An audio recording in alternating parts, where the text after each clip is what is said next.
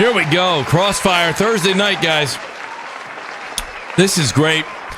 You know, the show used to air on Friday nights, and there used to be a lot of late-breaking news on Fridays. I say, geez, when I go to Thursdays, I wonder if I'm going to get this late-breaking news. And today was a lot of news coming through, especially after 2 p.m. Eastern time. By the way, we start the show with a bang here. Shout out to the great Mash, who's here. He's here early, hanging out with people in the chat, gifted 20 subs to the channel, 20 memberships. I can't say thank you enough. Shout out to the great Mash. You guys all already thank him. I see you guys. Thank you, Mash. Appreciate that. And the great PC Hawk. Shout out to PC Hawk also as well, who joined the channel before the show even started. So I appreciate that. PCX Hawk, I appreciate you as well, buddy, joining the channel, becoming a family member. Guys, we got a great show for you guys. You can see we have an outstanding panel. Some new folks to Crossfire tonight joining us. We've got a few others going to be joining us later. Hopefully, Brap's on the way later. Slow Mo's coming. Jez7780 also should be joining us as the show goes on. Gentlemen, you know, we have usually a few minutes here in the beginning where I go through the amazing Mooch Maniac family members, but we have so many thanks to Lotus Esprit and MASH donating these amazing gifted memberships that we're well over 100 members on the channel now. So you're all listed there in that description. And if, you know, speaking of that description, guys, take a second, will you? Look at that. That's outstanding. I actually wrote that earlier today. Today's probably at least an A- in a 10th grade English class. That's fantastic. Just gives you a little idea of what we're going to be talking about tonight. We've got a great show, great panel. Some of your favorite YouTubers are going to be here tonight as well. That being said, please, above that description is the join button. If you do want to join the family, please do click that and join. It does help the channel immensely. That being said, I'm going to get into these outstanding intros with these outstanding folks that are joining us with us this evening. The great Death Singer, you guys got to know, he's been on the show now for about almost going on 2 months. Singer, I got to tell you, you've made it when people are like, wait, Singer's on the show, I'll watch the rerun. I'm not watching Singer. Yes. You've made it, my friend. I got to tell you, welcome to Crossfire, buddy. How you doing tonight? Oh, I'm doing fantastic. Yeah, no, it's like, I'm famous at you, Yes. People, hey, I mean, all the support is appreciated. Extremely famous Singer. Great to have you here with us again tonight, or for you early morning. Appreciate that, guys. Over in Wales, by the way, we have all sorts of folks joining us on the panel tonight. Speaking of all sorts of folks, you guys might know him as Mag. Listen, I love when the great Mag is on the show because people in the audience are like, I'm not sure who's actually screaming right now. Is that Mooch or Mag? Either way, it's one of us, and we're generally on the same page. Mag, welcome back to the show, buddy. How you doing tonight? I am great. We got some news we got to talk about tonight. It's funny because usually middle of summer, this is when it gets quiet. Yes, it's not quiet. It's getting louder. And there was a little bit of, I don't know if you caught this in time, but there was a little bit of late breaking news with the FTC. Yes, super upset with Xbox right now. So they just released a new statement about. But we'll talk about that a little bit later. But anyways, let's get into the show. We got things to talk about. Absolutely, Mag. And yes, I did catch that FCC late breaking news as well as what's coming out of Paramount Plus. We're going to discuss that as well. Guys, this is a treat here. For a first time on the show, I believe, and if it's not, it's because it's been a very long time, and that's a me problem. The great, you guys know him as C-Unit. He has been a huge proponent over at the lordsofgaming.net. Great to have me. Senior writer, co-community manager, guys, for Lords of Gaming, Chris Jones. Chris, finally making your way to Crossfire, buddy. After all these weeks, I had to have my people reach out to your people. But Chris, great to have you. How you doing this evening? I'm doing absolutely fantastic. And like you said, it's been a very long time. Your people reached out to my people. My real life job takes a lot of my free time. So we've been planning this for a couple months now, and it is the first time. I haven't been on yet. So happy to be here. I've been on the show with Mag before. I know how Mag can get. I know how Mooch can get. So I'm looking forward to these topics. Ready to get into it. Well, great to have you here. And I'm probably saying this wrong. If I'm saying it wrong, please put the pronunciation into the chat and I'll say it right. Spiddy Sale, he says, Mooch, I said look for Spiddy Sale tip last week and I failed you, he says. Let me make it up to you this week. I appreciate that super chat. Guys, the super chat's working. It's a miracle. I appreciate that so much. And this is a treat. Honestly, I reached out to him earlier in the week and I said, I got to get Jack on the show. Jack has been absolutely on fire. You guys know. He's on Weapon Wheel Podcast, 5:30 p.m. Eastern Time, the Lord's Time on Sunday night. Jack also streams on Twitch. Jack, welcome back to Crossfire, buddy. I cannot wait to get to these topics with you this evening.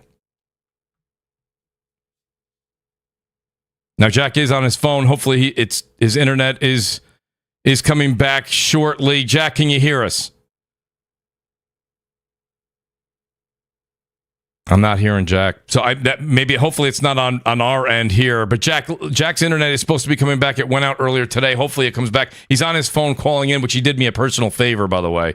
He says, "Yeah, I'll jump on the phone. We'll see how it works." It was working earlier. He'll jump back in here in a second. Here he is right now. Let's see if we can get Jack on the show real quick. Jack, is that any better? Can you hear me? Now we hear you, Jack. How you doing this evening, buddy? Right. Sorry, but listen, you're doing us a favor, so I appreciate it. Yeah, man. What's going on? My internet been on for like the past 4 or 5 hours. What's going on? Hopefully it come back soon. But shout out to the panel. Shout out to the viewers, man. Jack, can I just say real quick before we get to our topics, I got to say, I was telling people that you stream on Twitch. I caught your stream the other day. I want to say it was Monday, but if I'm wrong, you tell me the day. I caught your stream of when you were doing the DLC for Alan Wake 2. And I got to tell you, man, if you were like, I've been bamboozled. What kind of DLC was this? That was, I got to be honest with you. You were like, listen, this is easy. You put it on nightmare mode, and it just got wilder from there, man. I mean, literally, what are they doing right now, Jack? Are they just taking our money? Is that what they're doing right now? Man, I gotta be. That's what it felt like. You know what I mean?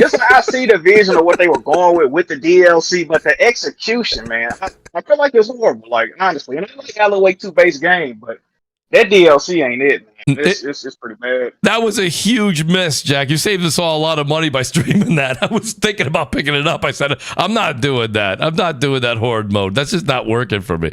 Yeah. But Jack, honestly, great to have you on the show. I will start with this. So I don't know how long we have the Mag with us tonight, but we're going to try and keep Mag here for about, let's see, 120 minutes. He doesn't know that yet. Mag, I'm listening, you know. I'm so sorry. There you are. Mag, listen, you said to me, listen, we got to talk about what's going on with the stream Xbox games, the no console required. You know, what do you think when you see all of this, and now they're even moving further forward with the no console required? They're saying, go out there. They're selling an Xbox-less Xbox. You know what I mean? It's like a trickless magician like David Blaine. What would you say? I mean, is this, what kind of pivot is this, Meg? And I don't want to spend all night on this, but it is in the news, and I know that you wanted to discuss it. What do you think? Right.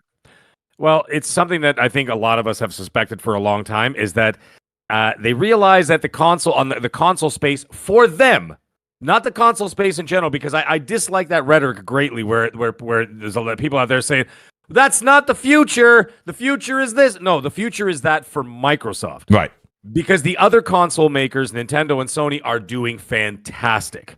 So, you know what I mean? There's no reason for them to disappear out of that market or whatever, right? So I dislike it greatly that people say, well, this is the right move because this is the future. No, it's not. It's the future for them. They are a service-based company. I get what they're trying to do, and I understand that. Their hardware sales for the Xbox Series consoles are minus 13%. Yeah. They obviously realize that people are just not gravitating towards it. And as a result, they're saying, well, let's see if we can reach out to people elsewhere and focus on PC. Hence, which we guys talked about, last week, talking about the price increases of Game Pass, right? Absolutely. And what they did, but PC barely got anything at all in terms of getting a hit. What was it, $2? I mean, US. Yeah. So and then you lost nothing. But you look at the Xbox side, the console side of things. People are paying $15, and now you're paying $15, but you're not getting day and date anymore. So now you got to pay extra on top of that. So what's considered to me as a joke is that when they say standard, isn't it kind of funny they called it standard? Because wouldn't day and date be standard? It wasn't that the idea? So they should have come up with a better name, like, I don't know, bottom of the barrel tier or whatever you want to call it. But I don't like. I didn't like that idea either. Either way, it seems that they seem to be catering more to the PC because there's a lot of PC players out there. They're trying to cater that market, and then they're going for this casual thing with this Amazon stick, which I heard is performing horribly. Not performing sales-wise. I mean, performing with people who've tested the unit, saying it's not playing well, which is not a surprise as well. What I can see them doing is doing exactly what I said they were going to do from day one when this ABK thing started happening, and my tune started to change halfway through that ABK deal when I said, wait a minute, guys, I don't think we fully understand what's about to happen here. And I said to everybody, and even the shows I was doing, I'm like, guys, I think they're just angling to be that third-party publisher, because why even bother make hardware when you have to spend tens of millions of dollars in R&D and everything else, and you're doing all that and selling these consoles and this hardware at presumably a loss, or at least a wash, right? An even wash. What ends up happening at that point is that what's the point? You're just losing money at that point. You know what I mean? That's what I'm saying. And you're not selling it. So what they're trying to do is they're trying to basically eliminate the middleman out of themselves. That's right. And so they're trying to just sell the software, which they've basically just purchased by brute force, really, at this point, right? So now they've got their name and everything. So every Call of Duty that sells on PlayStation, the money's going to go to Xbox, right? The publisher fee and whatever else. That's what they want. They don't want to have to lose that money on the back end of trying to supply hardware to the consumer. They just want to get straight to selling the software or onto the onto the streaming service and whatever else. And I think that in the long run, I think that the Xbox console gamer is going to be a thing of the past. I think what they've done here is if they put the pillow down, they laid it down just before they push you off the edge, so that you're slowly but surely kind of angling into this idea, because you see a lot of the hardcore Xbox guys are going, well, I'm just going to PC. I'm just going to PC. I'm just going to PC. That's what I see. Right? From everybody. And so that's what you're seeing. That's what they want. They don't want to build another console. They are going to this generation. But you know what's going to end up happening? I think that a lot of the future generations, if they are going to build any kind of a dedicated box, I think what's going to happen is it's going to be on demand basis. I think it'll be like a pre-order only kind of thing. You're not going to see them stacked up in stores. You know what I mean? 18-wheelers dropping off skids of them at Walmarts and Best Buys or whatever. I think it's going to be on a demand basis. You know what I mean? Like just like build a small amount, release them as it is, just for someone to be able to do it or have them, to have access to them. They're not going to do what Sony's doing. They're certainly not going to be doing what Nintendo's doing with the Switch 2 or whatever it's going to be called. So that's what I see, and it's going to be going away. They want to be that third-party publisher and stay there because that's where the money is. Yeah. And you could see it by the way they're angling it, and essentially, in my opinion, and not only mine. I mean, there's other guys too. Like I even thought, like Randall Thor and Jez Corden, they did their show, and Rand was talking about. He's like, they're basically putting a stranglehold on the console, the console players, and they're punishing you if you leave the service. And I mean, I see guys stacking Game Pass till like 2137. Captain Kirk's going to be fighting Klingons, and you're going to still be subscribed to Game Pass like 150 years from now. Like, I'm stacked till 2535. Great. What if the games suck? What if the service is no longer there? What? You don't know. I don't know. I'm just spitballing here. No, the point is. It's not the direction I'm going. And this is the last thing I'm going to say. Sorry, and I'll pass it off to someone else. The one thing I am going to say, though, and I said this on Monday night when I was talking to Colt Eastwood on XNC, shameless plug, of course, but I said something. I said, you know what, Colt, you want to hear something interesting? Do you know that the only place that you could play every single game available on and only have to purchase the one box? And he's like, which one is that? I go, that's a PlayStation. Yeah. I'm like, doesn't that bother people where you can actually play, and eventually you will be playing all the Xbox games on the PlayStation. Yes. First-party games. Sony games on PlayStation, third-party games will all be available on the one console. So what is the motivation moving forward if you're eventually going to be able to access all the... PC won't even be able to access it. You know what? And people talk smack about that. Call me next year when GTA 6 comes out. Yeah. No. What your 4090 is going to be sleeping because you're going to have to play it on a console, but where are you going to play it? Yeah. There's the one box that offers all. Yes, you'll have to pay $70 to pay it, and by that time, presumably the price will go up. But you see what I'm getting at? Yeah, I do. It seems that I think they've just kind of given up on the idea, and they're just like, you know what? We're just going to offer the product, make billions of dollars, do fantastic. It's not like they're not going to do great. They're going to do great. Microsoft is going to do fantastic in the gaming division. I just think on the hardware side, they've just given up. Yeah, I think, listen, I said this since day one when we had the February Xbox podcast. I said Xbox is going to be one of the, if not the largest publisher. They're going to be fine, but Xbox, the platform, is what I think is going to take a dip, quite a drop, and we're seeing that. We just saw the European numbers come out again, and I believe that was Xbox. They all took a dip down. I think PlayStation was down 16%, but Xbox down 37%. Yeah, it's summertime, etc., like that. But I mean, I'll go to Jack here. Jack, you hear what Mag's saying, Jack, and I know you're predominantly a PlayStation, but you do play on PC as well. And, Xbox had a good showcase just a month ago or so. But Jack, when you see this, you can clearly see the console war is kind of fading out because Xbox they're walking themselves right off the plank. As far as a platform, Jack, I'm questioning this. Mag said it, and as he's saying it, I'm thinking, why? Why are they even coming out with another console? If you have an Xbox Series S or X in your home right now, they're not doing very well in stores. What would be going through Microsoft's head, Jack, right now to actually put another console out in 26? That's a great question. I don't disagree with anything that's been said so far. I just really don't understand Microsoft's approach to this game and shit because it's when they finally get the first party devs to compete, they give up pretty much, right? If I was a primary Xbox console owner, that's where I game at, bro, I'd be pissed off right now, bro. Y'all go. I just hate they messaging, bro. They go out of their way to say you don't have to buy this. As a matter of fact, don't buy this. You know what I mean? That's right. It's a defeatist mentality, right? They act like they already lost some shit. I hate that. That's the main thing I hate about Xbox, bro. Yeah. Because if they not compete, you see what PlayStation do when they ain't got no competition. You see how they like to act up. So they my man said, they definitely seem like they've given up. I don't like it personally. Yeah. They didn't even when they got all these 40 some odd developers, they didn't even give it a chance to flourish and see what it'll do for the console numbers, right? That's if right. anything, if I was them, I would have reverted on some of the shit I had been doing. All that day one Game Pass on PC, no, we ain't doing none of that. You got to get this Xbox. You want the next Halo, the next Gears 4, you got to get that Xbox. That's it. That's right. And what they gonna do? They either gonna buy it or they ain't. You know what I mean? So, and then of course, but they getting a lot of their revenue now. They probably get a majority of their gaming revenue from PC players right now. So of course they gonna treat them like, you know what I mean, a golden child or whatnot. I just don't like it overall, bro. It's not good, though. No, it's not. And the thing is, we said this earlier. We were talking about it all through. And we're going to talk about the FTC in a second here. But while those trials were going on, and yes, they were ridiculously annoying for 2 years, I understand that.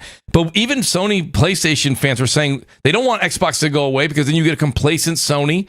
And Jack, you've been very vocal about that. You've been very vocal about that in 2024, especially. You can see that they're not putting their foot on the gas at all. And because realistically, they don't have to. They're going to have the console market in these respective games. Let's not discount Nintendo, but for these certain games that are launching only on Xbox and PlayStation, right now, PlayStation knows that they have the lead on that. Chris, I want to go to you, Chris. I know that, you're a big Xbox guy. You're out there in the Xbox camps.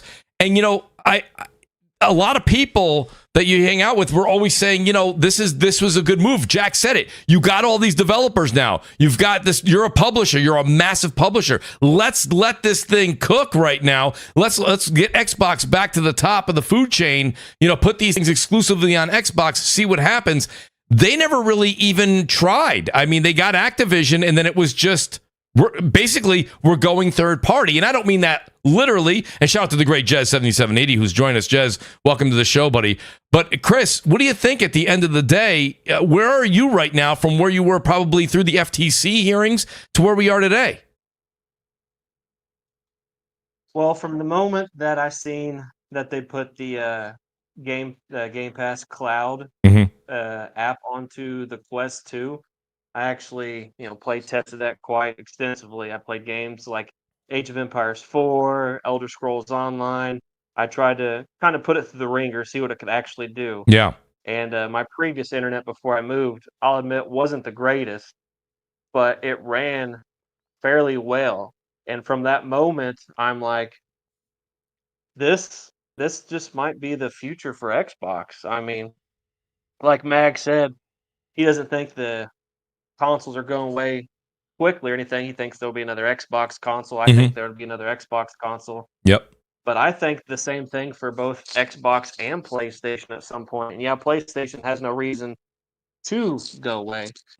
But if you can make so much more money as a big business without the consoles and just buy all the software, which is, PlayStation's been making a plethora of money off software, which has been Xbox's problem for many years now. I remember watching you back in 2018 yeah, with Crap and all them talking about well, we're supporting the Xbox, but where's the games? Where are the games? Now we got the games. Yeah. And Xbox is going the what's the word I'm looking for? Going the big corporation route, trying to squeeze and maximize as much money. I seen an article recently, and I can't remember who wrote it, but it was talking about Japan's fiber optic internet system. Mhm. And it said something like 242 million megabytes a second. If you have something like that where Xboxes don't tend to sell well, we know Sony recently, kind of moved away from Japan. What's the point of having consoles in Japan when you can play it on your phone? Might be able to play it on a little stick better than you ever could on a console. What's the point of having the consoles? Well, streaming I don't to a think TV, initially- streaming to a TV, Chris. I kind of, if you want to speak the future and speak hypotheticals that are coming down the road, we can have that conversation. But you can even see right now that Apple had a series of AAA games go to their phones, and when it comes down to it, mobile games do well because let's just be honest, they're mobile games. Like I really don't want to play Alan Wake 2 on my iPhone. You know what I mean? I hope that the game comes with like a full bottle of Advil. Like that is an absolute, that's a headache waiting to happen. It's just not the way you want to experience it. The other thing is when people say, well, consoles don't need to be around. I think Mag was saying it, and Detzinger, we were talking about it before the show. Like, that's something that works for Microsoft. I don't think that necessarily works for everybody else. So, because a lot of Xbox fans are going to PC, which is fine. Xbox is actually pushing their customer base that way. But let's be honest, PC is dedicated hardware. Right? So if you're like, well, I'm not going to buy an Xbox, I'll just play my Xbox games on PC. Well, that is a dedicated piece of hardware that plays games, just like your PlayStation 5 now, Pro, or PS6 in the future, or a Switch 2, if you will. So I don't think that consoles are necessarily going to just evaporate. I mean, we can't speak. Will there be a PS7, a PS8? Who knows? I think when it comes down to it, Chris, my question is, and we know as such because Sarah Bond said it, there will be another Xbox console. The question is just, will it be like a Steam box? Kind of like how those other units were sold or advertised ages ago that didn't do very well. That's yet to be seen. When you have the world's most powerful console as of today for sale and you're not doing well, I don't know how another console that doesn't do something drastically different really would take the place and start selling like gangbusters when the Series X isn't, Chris. That's my only thing. And you say streaming, I know you were talking about internet. You were saying your internet's not always so great, but it's streamed pretty well. But it can be frustrating in games that are, first-person shooters, for example. Maybe not so much in first-person single-player games. That's a bit different. That's where I question it. And when you see all of this talk, I scratch my head and I say, why isn't Xbox taking advantage of what they have here with so many so many developers, pardon me. And now they're probably, if they're not number one, they're number two in publishing right now. I think they could really own the market. It's just very surprising to see them go this third party route so quickly. That was the one thing. It's kind of baffling to me. I know, Jez, you've been talking about it for a while as well on your show. Jez taking a vacation too. Now you must be rested, Jez. Yes. Can you hear me? Yes, we can hear you. Holy crap. I think I need another vacation. I was trying to be cute and think I could play and use Discord on the PlayStation and play some Concord and play some NCAA and shit didn't work at all. No, I saw that because the little PlayStation logo showed up on your. It was all wild. That's not working. Trash. Yeah. It's all trash. Discord, I'm like, just hook it up on my computer. I'm like, I'm done with Discord's this. not exactly the savior. It's not the savior they promised us. Discord. But you know what? It was all. It worked sometimes, but I think because the room is protected, like it kept kicking me out of the thing. Anyway, right. It was some technical thing, but anyway, it didn't work. But I heard you guys been talking about this stuff. One of the things that when I was away on vacation and I saw that the Fire Stick and all this other stuff, and then the price going up and things like that. One of the things that just perplexes me about the whole situation is that they're if it's all about choice, and that's kind of been their MO, is like, hey, it's choice. I just feel that by advertising no console required, there are so many other ways to kind of to put it in perspective. It's like, hey, your game's everywhere. Xbox goes with you. Well, it's just some sort of like generic or open-minded type of advertisement. This whole no console requirement sounds like you're making a choice. Like you're telling me what the choice should be. Like you're not making it as open choice. You just That's so a I good don't know who point. came up with that advertisement, but I think it's not the proper message unless that is the message they want. And that's where you got to think like Yeah. as ludicrous as it may be, it's just like you know, I appreciate their foray into all this stuff and putting their games accessible everywhere, but the messaging, again, always their messaging, just seems to just be a head scratcher, and they've always been this kind of wishy-washy. We're changing the directions. We're doing this. We're not gonna increase the price after we acquire these studios and these publishers, and they've been doing that ever since. It's just they've been all over the place. They seem like a lost puppy, like they're trying to find somewhere, and every pathway they go, it just does not work, and they got to pivot again. And this has been another pivot. Like this was basically Lockhart, which I thought probably would have been a better idea if they made their own hardware stick to do this, because you will probably have proprietary Bluetooth or proprietary Wi-Fi going from the controller to the stick, so you'll probably get that latency rather than just hook up any Bluetooth controller to a Fire Stick, which does not have a built-in Ethernet. You know, the Lockhart that they were going to have. I'm sorry, not Lockhart. That Keystone. That's what it was. That Keystone was going to have like an HDMI. Yeah. It was going to have a network, a Cat5, a Cat6 cable in it. Like kind of better setup rather than trying to get all these accessories for a Fire Stick that don't, natively have a Cat5, a Cat6 network stick. It's Wi-Fi to your TV. I mean, it's Bluetooth, HDMI, then it's Bluetooth from a controller to the TV, and then you're using Fire Stick, which, they send an update to that thing, and that thing starts lagging all the time. Your Fire Sticks have an expiration date of like 2 years, and then they're done. You made a good point, Jazz. You made a good point though when you said, Microsoft comes out and says one thing, and they make a change very quickly. And I don't want to marry the two subjects, but they really do go hand in hand. The FTC filed a letter with the Court of Appeals arguing Microsoft's Game Pass prices. And I have this off of Twitter. FTC says Xbox Game Pass standard tier, a degraded product in quotes, and does harm to consumers. FTC is concerned that Game Pass standard both raises the price and removes day one games, higher cost for less games. And, when it comes down to it, they didn't even wait. I mean, this was all done this year.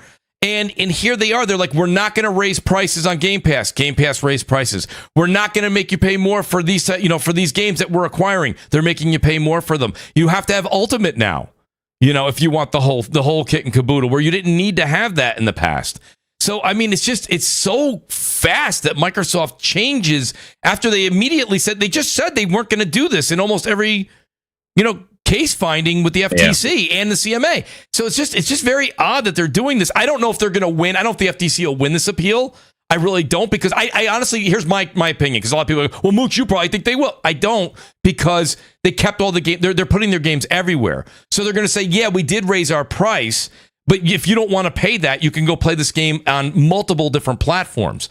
So I don't think this appeal will work, but it's less confidence in Microsoft as a consumer. It's just like you just said you weren't going to do this, and you're doing it already. One of the, I just wanted to say, one of the things that I feel that this whole price increase and stuff like that, I really don't think, even reading the FAQs about it, I don't even think they fully thought this out as to what these tiers are going to be. They say some games will be there, maybe up to 12 months, like very vague, like what games, like, the day ones like Flintlock, is that included now? Is that those kind of games going to be Ultimate and because they're day one, or is it just your Activision, your kind of first party games day one? Not very clear on that stuff. I really think that this increase is just like the increase they did last year. They are trying to get their money back. This is a Call of Duty in Game Pass, get your money.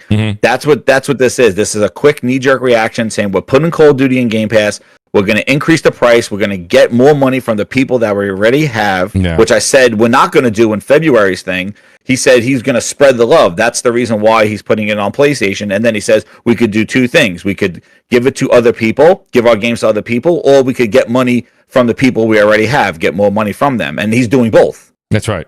In February, he said that. So, now you're looking at this, and I just think this is a knee-jerk reaction, kind of increase the price, get the money for Call of Duty through Game Pass, because that was the whole thing. Like, they could have they could have just sold Call of Duty and probably got majority of the money back. But again, they tripled and quadrupled down on day one Game Pass for Call of Duty. And now they said we got to increase the price. That's the result. And they did it last year too. They increased the price right before Starfield. So they're kind of like trying to get their money through the same people that they already have subscribed. But yeah, I just feel like this is a knee-jerk reaction. I don't think it's really thought out very well.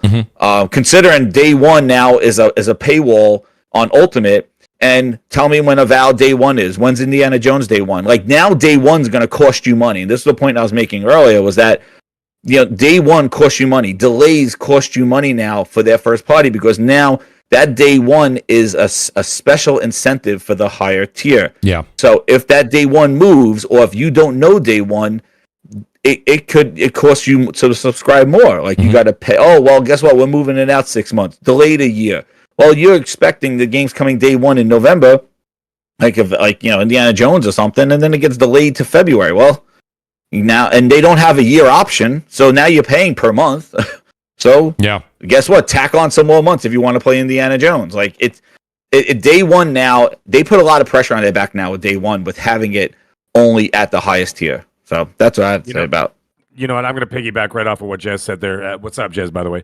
What's up, man? How you doing? I'm good, brother. Okay, so here's the thing.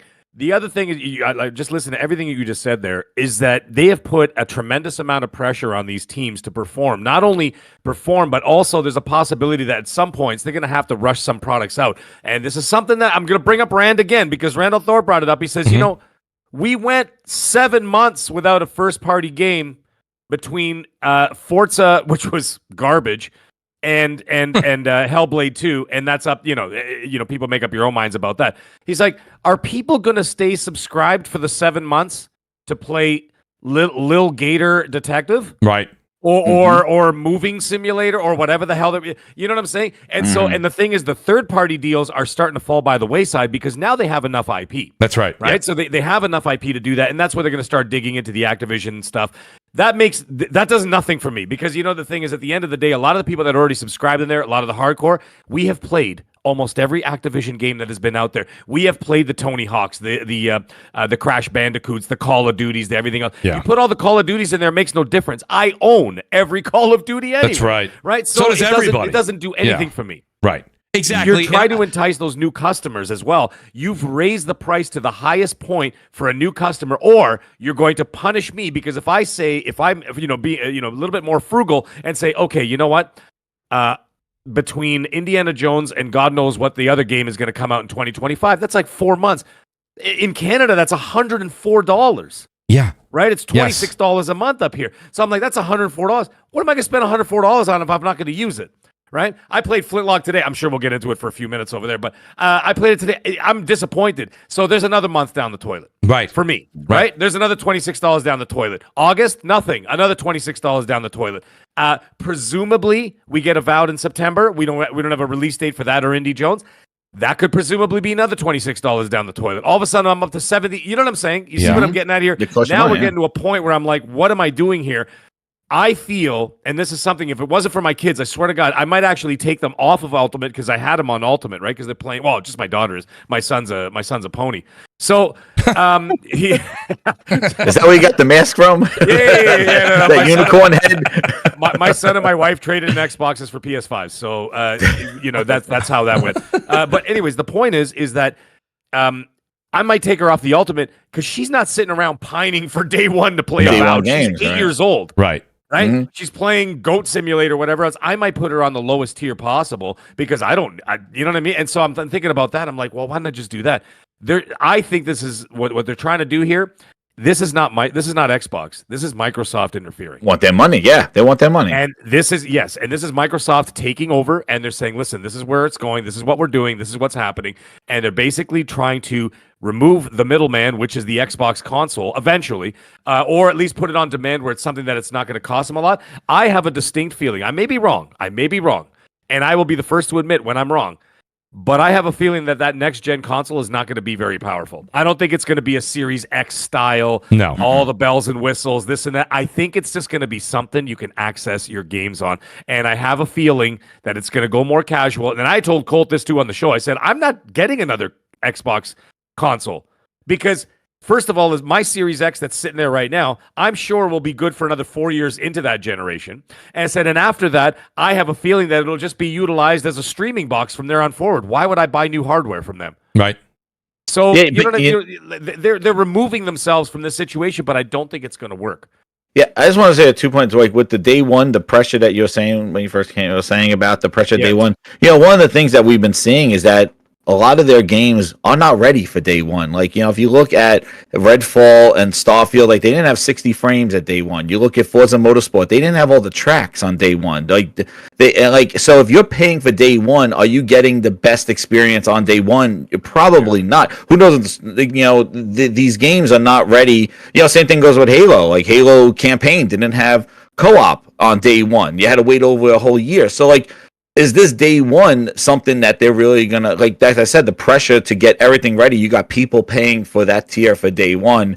You got to make sure it's ready for day one. It can't be like, oh well, we'll fix it. We'll take the feedback and fix it later, because you got people paying for doing that stuff. And this console that they're gonna make, I feel, you know, they're kind of again between a rock and a hard place, because I agree, Daniel. I don't think they're going to make this most powerful console thing. I think they're going to make similar to like an Asus ROG Ally. The problem is that those things are expensive. So if you're going to say, well, we're making it for this accessible kind of mobile experience where you can get your games wherever you want, those things are like $500, $400. Like they're expensive. For $700, I got the Legion Go. It was like $650 for that thing. Like, yeah, I love it, but it's like, they're portable computers. They're mini computers. So if you're talking about playing natively, they may come out with like a portal type device to go cheap, like an S portable, and then maybe a portable X or something. I don't know. But like if he's talking about native gaming on the go, like you're looking at a high price device. Like, I don't think they're going to do $200. More expensive than a $500, you know. Console. About the price of a console, like $400 or $500. This still boils down to the software at the end of the day, though. And I always say this with every show I do, is that I say the same thing, is that software is king. Because if you do not have, you could raise the price all you want. You could do this. You could have all these game plans. You could have all these strategies and this and that. If the games aren't absolutely stellar, that's been the problem. It is going to be an issue. And so far this generation, minus 2 games, in my personal opinion, I thought that one of my top 5 games of this generation, believe it or not, was Psychonauts 2. I thought that was a fantastic game. I absolutely adored it. And I actually really liked Halo Infinite, but that was just me. But other than that, I think this generation has been a disappointment for me for Xbox, and that's why I've gravitated more to PS5 this generation. I've been playing it, I would say, about 85 to 90% PlayStation to 10% Xbox this generation, because I just haven't been satisfied with it, and that's fine. I'm a consumer. I'm allowed to do what I want. And, you know, it is what it is, and I face the backlash from it, fine.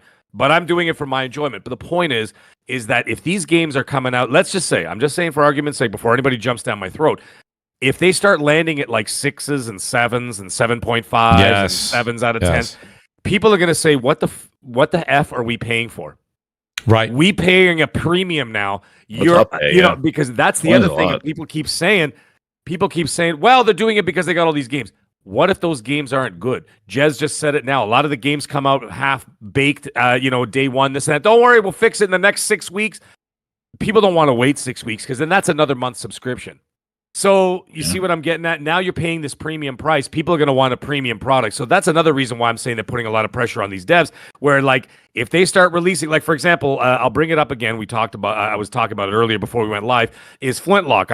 I'm on level 3, I guess you want to call it, like world 3. And it's not good. And I was really looking forward to this game. It's decent looking. It is what, you know, but the movement, the gameplay is terrible. The camera is awful, especially for a Souls-like game. You need to have absolute controlled camera and intuitive gameplay, and it doesn't have any of that. And it reflects in the scores. I'm looking at the scores right now. A PC Metacritic, I think, is sitting at a 60. And then across the board, it's sitting at a 7. That's not good enough. So you raise the price, and that's the big title you have. Now, let's say Avowed doesn't hit.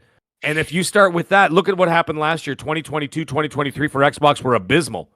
And you're raising the price. If Call of Duty is its own beast. I don't consider that part of the situation, because most of the people are going to buy that. It's the other people are going to ask for other reasons why to subscribe to the service. If those games don't hit, they're going to have a massive problem outside of the people who've stacked for the next 300 years. I completely agree, Meg, and that's the one thing we've been saying on the show for a very long time is that, you know, a lot of times we have a lot of hardcore fans. By the way, shout out to MASH. Thank you so much again. You know, I want to say that, like, the hardcore listen to this show. We have a lot of people that are on the panel that are hardcore gamers.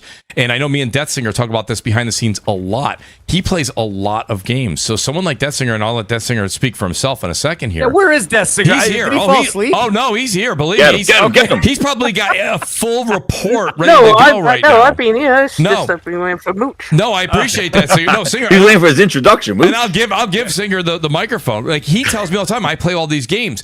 But a lot of people, I think Microsoft miscalculated with Game Pass, because a lot of people are like, well, so what if they don't have, maybe you don't like their first party games. They didn't come out to the quality that you expected. But there's so many games in there.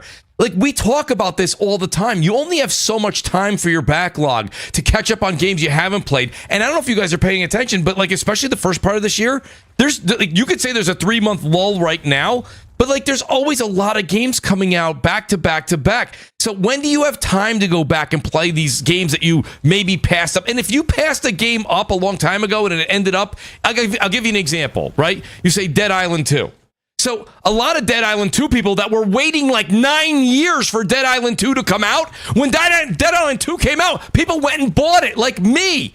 Like, I wasn't going to be like, let me sit here and cross my fingers and hope to God it comes to Game Pass in 8 months. Like, people don't pay $16.99 and hope to God a third-party game will pop in every once in a while. Well, when it shows up, it's just good for you. But when it shows up, aren't you playing maybe the 2 or 3 other new games that came out in the past month, too, or coming out next month? That's the thing. That's why you see hardcore gamers kind of sticking with it, but that's why you don't see the numbers jumping. You don't have the casuals. I don't even think you have a lot of the hardcore. A lot of the hardcore are saying, geez, I paid all through 2022, didn't get a lot out of first party. Then when first party came out, Starfield, listen, I say it all the time. If you like Starfield, good. Not here to criticize that. Not here to criticize that. But I don't think it lived up to the hype. Hellblade 2, again, like Mag said, speaks for itself, okay? Redfall, let's not talk about it. Let's just not even go there. So, Singer, when you hear what, like, Jez is saying and what, you know, Mag's saying, and you've heard me say it a number of times, Singer, you are that anomaly. You're someone that will go and play on PC Game Pass, and you will play a plethora of games, but you do realize that's something that's just not happening across the board. Well, yeah, I mean, speak for yourself. PC Game Pass is great, though. That's what I'm saying. PC Game Pass is the best. It's better. That's the It's best better. thing. Absolutely. It's $11. Absolutely. Speak for yourself, though, about the 3 months lull, because there's no lull for me. Like, you know, I got the first Descendant going on, The Legend of Heroes, Trails Through Daybreak recently released. Yeah. That's just this month. And then I also got Benitsu, Path of the Goddess, you know, and F1 Manager 2024. So, and that's just July. So, I mean, I got games every month, but that's because, you know, my horizons are a lot larger. And one thing to what Mag said about GTA 6, you underestimate how patient the PC community is. They're not going to rush out and buy a console. I These will bet people- you my balls. These that- people, Oh, shit. I am telling you right now. Oh, shit. That thing got balls. You don't understand. They did this with Red Dead Redemption 2, That's- right? Red did Dead this is with- not GTA. But they also did I will this. bet my Look, balls people will find a way to access it. They will not wait for PC. I'm I'm telling you. telling you, these Oh, people, shit. the PC community, by large, will wait. Trust me, they have patience. I think If you're there's one both- word to They do describe want the them- mods, I think though. you're Like, both- I can see that Yes. they may want modding. No. It's not the, not even the mods. It's not they the want mods. frame rate. Because you're asking someone who's been 120 FPS on all games to go back to 30 or whatever it'll be on console. You gotta be out your mind. Are they gonna be downgraded like that? And that's the way they view it. So it's people. Some people will do it. I agree, Mick. Some people will. But the vast majority will sit there and go, "That's fine. I'll see you next year." Singer, And I'll play it. I think the way to kind of split this down the middle is I think you're both kind of right. Singer, you are speaking for a large. There is a large population on PC that will wait, but you do have to admit that there's definitely going to be a number of people right? That will Oh, end up, there going is to a buy number of people. Yeah. Yeah, you know who those people are going to be? Content creators. If you're a streamer on Twitch, you're not going to sit there and say, "Let me go play my game on PC and not stream the biggest game of the year with GTA 6." The year. This is going to be one of the biggest games. Yeah, of the like century. everybody's going to be watching this game. Like your viewers, you're like. You better be in the know. Like that's the whole thing, that FOMO of that thing. Like that game is gonna be insane. That's why I even say like these clowns about talking about like console sales are down. Get all the consoles are gonna be flying off of shelves when GTA comes. No matter they're not gonna be PC gamers necessarily, but like people are gonna upgrade and move from whatever 360 they got or friggin' PS4 and say now's the time. And that's GTA's that game. He's not lying. GTA's that game. All the consoles are going to go up. S's, X's, 5s, and right. Except they're all going to go because that game is going to be the mover of consoles for the generation. That's it. I think I say Xbox sells 5 million. I say PlayStation. Yeah, it's sells gonna be about, a Christmas. I think PlayStation will sell 15 to 20 million. And because you know what's going to happen next year, don't forget the PS5 Pro. I know we're hearing rumors that it might get delayed into early 2025, right? From fall 2024. I don't know if you guys heard about that. I just heard about it about an hour before. And then Henderson then came out again and said he's reconfirming it's coming out this year. Okay, all right. I didn't see that. Sorry. Yeah, he did an article. So here's the thing: by next year, the PS5 Pro will already have been presumably on the market for about 8 months, let's say, right? Mm-hmm. And you know they're going to bundle that with GTA 6 because they usually have the marketing deals with all the Rockstar games since when? Since San Andreas, I think it was. Whatever the hell it was, I can't remember. It's been a while. So you know that they're going to have that deal already in place. They're going to sell 15 to 20 million consoles there. And here's the thing. The base PS5 Pro is going to be half price. And that's where they're going to sell a truckload of those to those PC gamers. Because I'm telling you now, the FOMO is going to be the biggest FOMO in the history of FOMO. Can you imagine the entire planet going, this is awesome. And you're going to have the one guy sitting there going, I'll wait till 2027. It's all right. No. I don't see it, Death Singer. I don't see it, brother. No, you have to understand, right? Yes. Even on PC, right? Kingdom Hearts has been on Epic for years, right? Years. We're talking years. These people, because they will flatly refuse to buy from Epic, sat there on Steam. They're not waiting on GTA though. Not GTA, bro. No, but they will wait, and they've done this for a lot of games. The hardcore PC crowd will sit there and they will wait, and there is nothing you can say or do to convince them to buy a console. Now there are quite a few who will go do it, of course, but they are dead set in their ways, and you can't change their ways. Okay, fair enough. But you remember 2018 when Sony released that PS4 for $199 American, $199 US on Black Friday, and they bundled it with Spider-Man, and then they shot through the charts because people were buying it because they wanted to play Spider-Man and God of War that had both released that fall. And a lot of people, I mean, this might be just a personal experience, but a lot of PC players I know, they all bought that. So a lot of them were playing PC and PlayStation 4, and they bought them on the cheap for $1.99. That is accessible. I think people would be willing to spend $199 and then purchase a GTA 6 just to be able to play it and not be left in the cold, so to speak. That's just a thought. But you know what we should do? We should take a gentleman's bet next fall, and we should see how it works out because I'm really curious. Well, Meg, your balls are on the table right now. There you go. I don't need them anymore anyway. Oh, shit. There they are. That's it. Get ready. The factory's closed. Don't worry about it. There you go. Hey, Mag, the thing is, I agree. If you're going to... But are you really going to buy a PS4 to play GTA 6 at, like, sub 10 FPS in, like, 340p? Yeah, like, you're no, not wrong there. You're not wrong there. I'll give you that. Come on. And that's even if it runs on there properly. Finger, you're forgetting about the sleeping giant in the room, man. What do you got? The great Sir X-Man, everybody, has joined us. Sir X-Man, you did it. Sir X-Man says, Mooch, man, I haven't seen you in forever, brother. How you doing? Yeah, I'm all right. I just want to say something real quick. Singer, go ahead, Sir X-Man. And Singer gave me another point. You're forgetting about we don't know how powerful the Switch 2 is yet.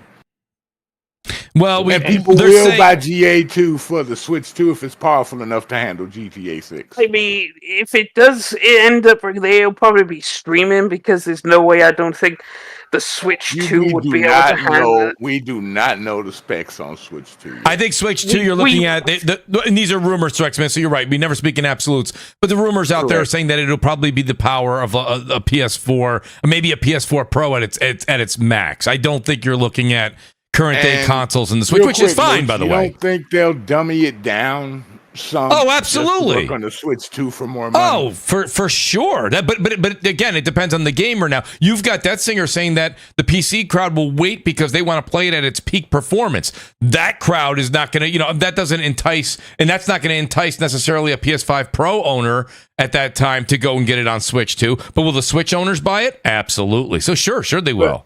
But also think about this. You can't get it on PC, and people can't stream Switch games. And then you got the portability of the Switch with GTA 6. Come on. To be honest, the way they're talking about GTA 6, I just don't see it because like if what they're saying and what's rumored about it is true, like I'm expecting something like way beyond Red Dead Redemption 2, right? So it's gonna be, I can imagine, Unreal Engine 5, and we know how Unreal Engine 5 works right now. It is a big question for bus. you. Here's a big question for you, Singer. How much GTA do you play? I played 1,000 hours back in the day. That was like what? It released on. I got it on 360 GTA 5, and then the multiplayer came out 2 weeks later, and then it was probably like good 4 or 5 years, and then I just stopped because other games came out. Do you know how big GTA 5 is still right now? They're still coming out with DLC. Do you know how big it is now? Yeah, I know how big it is, but also that's essentially a 360 game. So yeah, it's performing well. But now you're making an Unreal Engine 5 new version. GTA was on the PlayStation also. Yeah, but it's like we're talking about different specs, and if they're building it on Unreal Engine 5, for example, we've seen games perform absolutely horrible, even on current hardware. Shout out to Immortals of Avium. Beautiful game. Unreal Engine 5 ran like crap. And then Hellblade 2, I mean, it's on Unreal. Does it really perform the best? Probably not, no. But so, I mean, it's going to be taxing, so you would definitely have to have a PS5 Pro. But you got to remember, Unreal engines have always been scalable. They have always been scalable, unlike some other engines that aren't really scalable. But Unreal engines have always set their programming like that. Well, let me do this. I was going to say, will it come to the Switch? Go ahead. Singer, I want to rope it back into a couple of our topics here. Oh, yeah. Go. Yeah, but back to what I was saying, what I came in to say about let me hear what you got to say about the pricing, Strexman. I was interested in your thought.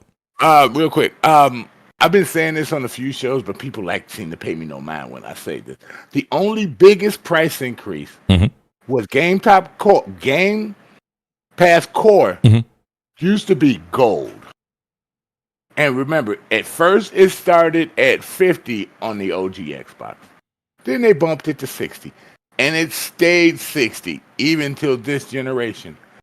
Kicked it up to $75. I mean, to $75 this year. It was always $60. That's the big price increase that no one is paying attention to. Which one did they kick up now, Sir Expense? Say that one more time. I apologize. Xbox Gold, which they turned into Xbox Core, was still $60 per year. Yes. But they changed it to $75. There's your $15 increase to your regular people that just want to play Xbox normally. But it's $75 a year. What was Xbox Live Gold program they got? Okay, yeah, and I don't have all of those prices in front of me. A lot of people are really kind of more concerned with the fact that, think about it, Sir X-Man, when you had Game Pass came out, $2, right? Game Pass came out, and they said Game Pass, everybody will play their games first on Game Pass. No questions asked. Then they had a higher tier, which included a few things like Chris was saying earlier. Chris had mentioned that you can now play, stream Xbox games, and the cloud was in there. And now Xbox Ultimate is legitimately everything that they promised at a higher package to $19.99. And I know a lot of people say it doesn't matter, and that's fine. But you got to remember, when we live in a world where everything is subscription based, everybody going up $3, $4, $5, they're all doing it. Netflix does it. Now Xbox is doing it. But the thing is, you have to understand, this is the very beginning. So they just got these teams. They just got all these games from Activision. You're just starting to see Bethesda put their games into Game Pass, and now they're up to $19.99. So really, when they hit their stride, Sir X-Man, Ultimate could be $24.99 at some point in the future, right? There are a lot of people that are still on core that play Xbox that rather buy their games outright. There are a lot of people over there. I think you're right. Okay, like Madden. So I think you're right. They've always been $60, NBA. $60 just for the online and the other services that they have. But you bump them up by $15 more per year. Yeah. There's at least six. I'm being honest. I've checked the numbers and everything. There's at least 60,000 or more people that are just on regular, paid $60 a year like I was doing, and stayed there for a while. Didn't move, didn't budge, just buy my games like I feel like per year. Sir X-Man, like the thing is though, people that they went after, the ones that are paying now $15 more for that core or gold service. And it's the only one that has the year discount, because per month it's $10 a month, so it will be $120 for a year. But now it's $75. Because you remember, like a few years ago, they wanted to increase it they wanted to remove the 1 year option, the discount, and just make people pay $10 a month, which would be $120. Yeah. And what's crazy is that I don't understand why they do not have a yearly discount for all the tiers. Like, that's a one-way. No. With that one, even with that one with the new core, they added the discount now. So now you still get the discount. Yes, you still get the Because discount. the base one that one has the year, but like Ultimate doesn't have a year purchase for a discount. No, and I want them to give me a yearly purchase so I can pay it all at one time. Exactly. And get it over with and not have to worry about it. And that's how Sony got away with it, because Sony was able to do the increase their month, but then they got the year that's actually discounted, that it's cheaper if you buy the year than paying per month. And I don't know why they didn't do that with all of them. 360, right, gamer? I remember on the 360, right? I had a family plan. I paid $9.99 a year for me, my kids, and my ex-wife. And where is that family plan? They beta tested it. But it was worth just having it for everybody for $99 a month. 5 accounts. Yeah. Instead of having 5 different live accounts that I paid $60 a piece for. Yep. Where's that discount for that?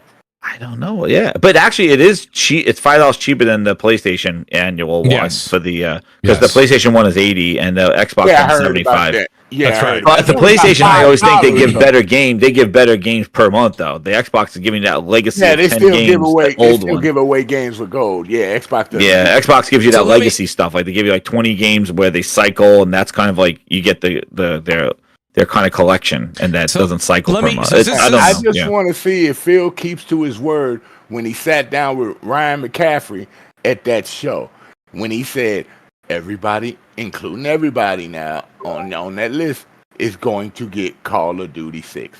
I want to see if he holds to that word.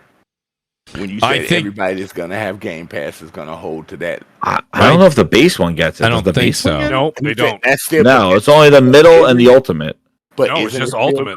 Just Ultimate gets it day one. Yeah, right. Day one. Yeah, because it's day one. Called Game Pass, though? Isn't it still mean? called Game Pass? He said anyone that has Game Pass. Yeah. Well, at that time, Mr. X-Man, an hour ago, brother, you know what I said? I said it's funny how the middle tier, which is the $15 one now, Right. Right? That's what people were paying before for Ultimate, and you were able to get day one. Now 15, they're calling it standard. I go, why would you call it Yeah, standard? why would you not have day one? You just don't have the cloud save in PC. That's what they should do. You're right. Yeah, that's what they Well, You should do. see the irony of the name? They called it standard, but I'm like, isn't standard day one? That's what they said to us Right. from Game the Pass beginning. day one. Yeah. And now what I want to know You is see that every day two, showcase day going forward, there have already been enough asterisks as it is since this Correct. 2024 started. When it comes to everything announced, you're like, all right, what's the catch? Is it coming to this? Is it going to that? Is it doing this? Is it showing up? Is it going to be in Game Pass? What's the release date? Whatever. The new asterisk now is how you going to advertise. You know how the end of every trailer of a game it goes, play it day one on Game Pass. Game Pass. Yeah. How you This is gonna right. phrase that now? This is the biggest part. Why do people on Amazon Fire Stick have to pay $19 to play the games that are only on Game Pass? That's wild. That's expensive for Well, like because a they're- casual. they'll be- I know I'm gonna get in trouble from Well- my Xbox group, but man, I had to say it. No, like you're right, They because not listening Star to X-Men, me. like if you look at it, like Luna is $10 a month. Like they should have had just a cloud only $10 a month tier for that kind of vision, because $20 a month is a lot of money Yeah. to somebody to pick up a Fire Stick and just stream these games. And you're seeing the reviews; it's not ready. Like it's not And ideal it's streaming not like at all. it's not like you're getting your games that are on your console. No, Like that's we what. can do Yeah, with console stream. We can do that with console stream, just like PlayStation can, and take that anywhere we want. yep. You know, So this Amazon Fire Stick, you will not be able to play third-party games or the games you own, right? Is that what I'm understanding? Only Not Game yet. Pass games. Not yet. Okay, Only so- Game Sounds Pass. like Or, a Game and, Pass. or unless it's crossplay. But So you still here's have my- to buy a game that's in crossplay. So if you get the casuals involved, the casuals who make up about 80% of the buying audience will not be able to access Grand Theft Auto 6 on the Fire Stick. Why they buy? They're not going to buy it. Correct, because it's not So- crossplay. Right. On Game they're not Pass. going to be able to. They're not going to be able to. Yeah, it won't be on Game Pass, obviously. Yeah. But yeah, so they will not even be able to. So they're going to say, "Well, I'm not going to spend the money here. I'll save another couple of $100 and be able to buy, a base console, whichever one it is, a Series S, or a PS5 digital, whatever." And I think that they'll do that at a reduced price. I don't think this Amazon thing's going to take off if you're not going to be able to access third-party games, which, by the way, outside of Call of Duty now, are the majority of the games. Actually, I'm still going to call Call of Duty third-party. So third-party games are the majority of the games that That are gamers coming play, out until they make something new. right? Gamers play the majority of their games are third-party games. So That's let me just the- that's just the let me way say. it- So since we're talking about 'cause Game the crossplay Pass. games I got that I can access through Game Pass with crossplay. I can play them on my phone sometimes when I'm out through the Game Pass app. But I've bought the game and they say Okay. crossplay, but there are certain games that aren't crossplay that I want to play on my console, so I have to revert to console stream that Xbox has. We all have it. You guys have it too. Yes. PlayStation game, Mhm. and that eats more data than cloud. Mm-hmm. So Uh-huh. let me 'Cause let me they have ask to this. connect to your Xbox. So X-Man, Yeah, let me ask they're this using your question. home I'm sorry, That's all right. I only stayed 3 minutes, but these That's guys all right. got me so No, engaged, man. So X-Man, it's impossible to come on Crossfire for 3 minutes. So Jack, I want to ask Jack a question, because Jack, the chat has absolutely been on fire here, and they've been going back and forth, and they're like, I put Gears of War on PlayStation just because we saw that message that was out there, that pardon me, that I don't know if it was on LinkedIn or what it was, but there was a job announcement, and it said, one of the things that the characters that was looking for in the individual was, acknowledgement and worked on PSN. So listen, I'm sitting there thinking, look, if you're a gambling man and you're at the casino, and Jack, you were talking about on your stream, you were talking about your last in Denver, I think on 4th of July at the casino, which was a great story, by the way. But like, Jack, like for real, like if you're a gambling man right now, like at some point, I would think that Gears, maybe not because of the LinkedIn account and that leak that came out, not that, but just the way Xbox is going, like Gears of War, I would assume E-Day is probably going to be coming to PlayStation, maybe not day one, but 6 months later, maybe a year later. Is that crazy to say? I mean, I think it's Real quick, I've learned in my history, never ever jump a gun until somebody makes something official, because you know how many times we've been wrong on things that just pop out. Well, Until you it's know what? official, So you know? okay. So take what Sir X-Man takes as a grain of salt, there, right, Jack? So we always say on the show, never speak in absolutes. But like, you've got people that were saying Doom would never come to PlayStation. The new Doom is coming to PlayStation. Oh, we knew that was coming because Right? it's an oncoming game. It's a traditional game. Every game that was already going to multi-plats will still be there. That one we knew. Well, you knew. Some didn't. But Oh Jack, my God! well, I don't know. But Jack, what do you think? I don't know. It's funny you mentioned that because if you go back and look, I don't know if y'all remember this. Go back and look at when the PS4 was getting announced, right? If you go back and look back, because this is 2013, Gears of War was already rumored to be coming to PS4 at the PS4 announcement. Go back and look. It's online. You can look this up. Right. And then right before they were supposed to, because they said they had the guys from Epic Games gonna make a huge announcement at the PS4 launch event with game trailers. And right before that announcement came out, mysteriously Microsoft bought the Gears of War IP. Go back and look. I'm not making none of this stuff up. So During the 3 generation, there 3 and the 3. yeah. So and they had Gears of War 3 running on the PS3 for some type of test they was running. So there's been murmurings, rumors about Gears of War on PlayStation for the longest, really. So I could definitely see this happening. I played the first Gears of War game. That's really like the only one I played. I thought it was cool. I thought it was decent. And this is a prequel, right? So I mean, if you do want to put it. They're not gonna do like PlayStation, put like the fourth fucking game on the console, and then you ain't got none of the other games. What you're saying, right? Yeah. So this would be the perfect, starting point if they did want to do something like this, get a new fan base. I'm not totally against it because I think Gears is alright, but I can see it happening, definitely. Yeah, Chris. Now, Chris, shout out to Chris. Chris, you were saying something earlier when Sir X-Man was saying. So, if you had a comment before about Game Pass or even on the Gears subject, I mean, is this something that when you saw that LinkedIn again? I'm saying it was LinkedIn. That's what most people refer to, but it was a job app out there, and it did say that it asked be familiar with, of course, Xbox Live, PSN, Steam. Etc. I don't know if back in the day when you're talking about first party Xbox games, if you were to go back to the Xbox One era when they were looking for people, did they put PSN in what they were looking for in their coders or their devs? I don't know. I don't believe so, because I think that would have definitely made the radar for a lot of podcasts. Now you're seeing that in there. Chris, what do you think when you see this out there? Is it something you don't believe at all, or do you think eventually it probably could happen? Earlier, I was just mentioning I thought that the PC players still got Game Pass Day One games too, didn't they? Yes, they do. Yes. All right, so for $12 or $11, whatever, they still get the access to Day One games. And on to the Gears thing. If you asked me a few days ago, I'd have probably said no. But I was listening.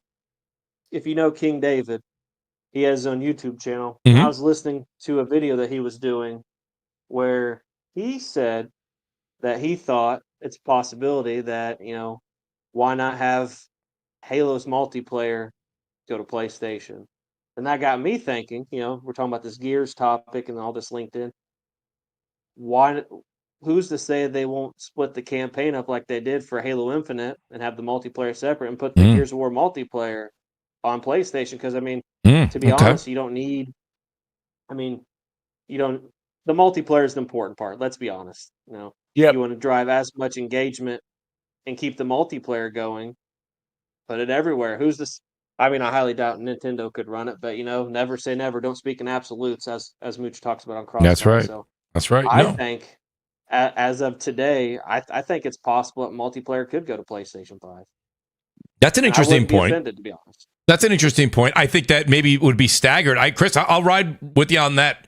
At least halfway. I could see that happening day one. And then, if there was that campaign, the thing is when you see Xbox slowly kind of stepping away from the platform that they've been, the Xbox platform, the hardware itself, at this point, I can't remember. We have so many great people on the show tonight. It could have been Jessica, been Mag, or it could have been Detzinger. They were saying they want to sell software.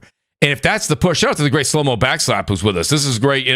Listen, we always promote DPS podcast, but the Great Gaming Forte taking a vacation. Slow-Mo, I don't think that's fair, to be honest with you. I think there should still isn't. Right? It's not. There should still be a DPS podcast at 9 p.m. Eastern tonight. Me and Slow-Mo. Exactly. I don't care where he is. Oh my I don't care God, if he's on the beach. But What do you I don't think care when if you he's hear on the that, beach. I don't Slow-Mo? care if he's sipping a Mai Tai. He should be podcasting. That's the way things are. Shout out to the great But gaming forte. I'm kidding. Yes, Shout of course. Slow-Mo, what do you think though? You heard Chris. Chris makes that's an interesting point. Shout out to King David. If that, do you think that's a case where they would put the multiplayer there day one? That's what we're seeing because of PSN, and then we would maybe get the campaign, or no? This is just going to be a full boat that's coming, just a matter of time. May not be day one, but it could be 6 months, 12 months later. I think if they put it on PlayStation, they're putting the entire game on PlayStation the same way you would get it on Xbox and PC. I think right now at this point they are exploring putting their catalog in other places, more than just a few games here and there. Clearly, we all know that, and we all know how that is. But they want to kind of change the way all this stuff is kind of viewed, and they are trying to be like not afraid to do things that people find to be, oh, you can't do that. Oh, you can't make those kind of decisions. You have to have exclusive content. They're trying to break tradition.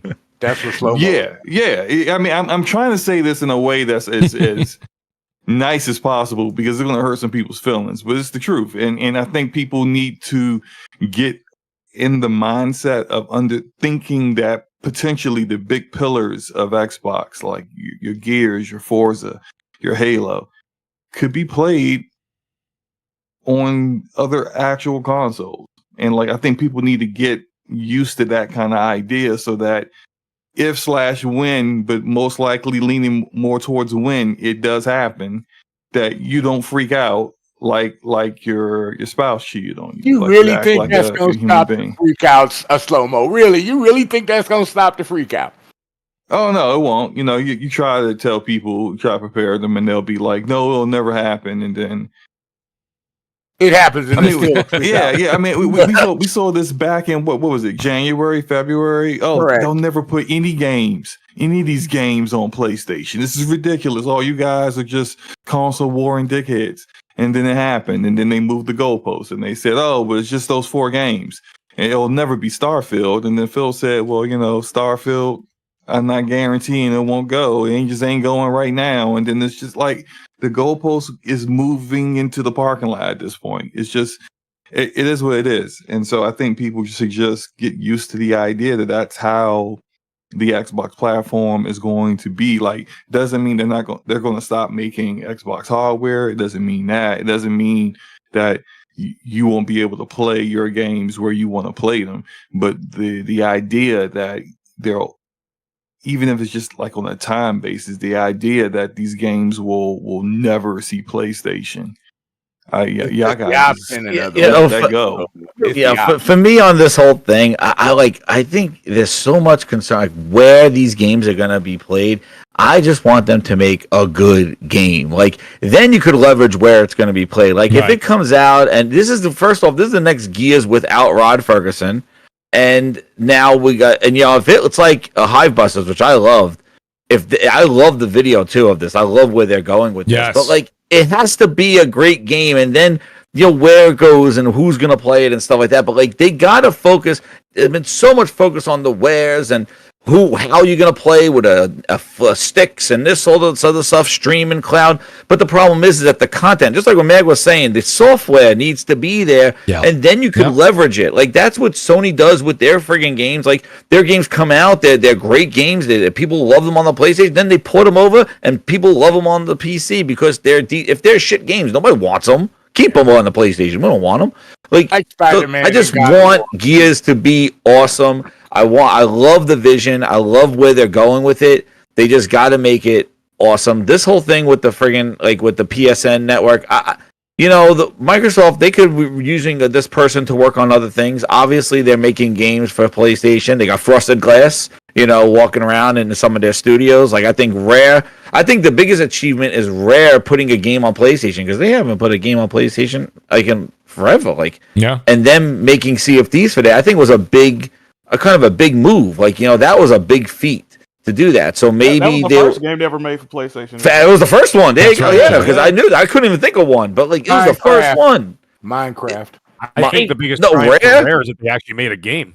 Yeah. I mean, But I'm saying, like, this is just, they need to make great games, and then where it goes, that will be, they could leverage it. But if it comes out and it's like, oh yeah, this is like Gears Light, this is not really a full Gears game, it was a good start, and I don't know, like, is it gonna matter where it is? Like, it's gonna kind of fade out. Like, they gotta be a banger. So we come out and be the awesome Gears that I know they can make, and I love that character. I love what they're doing there. I was so hyped for that.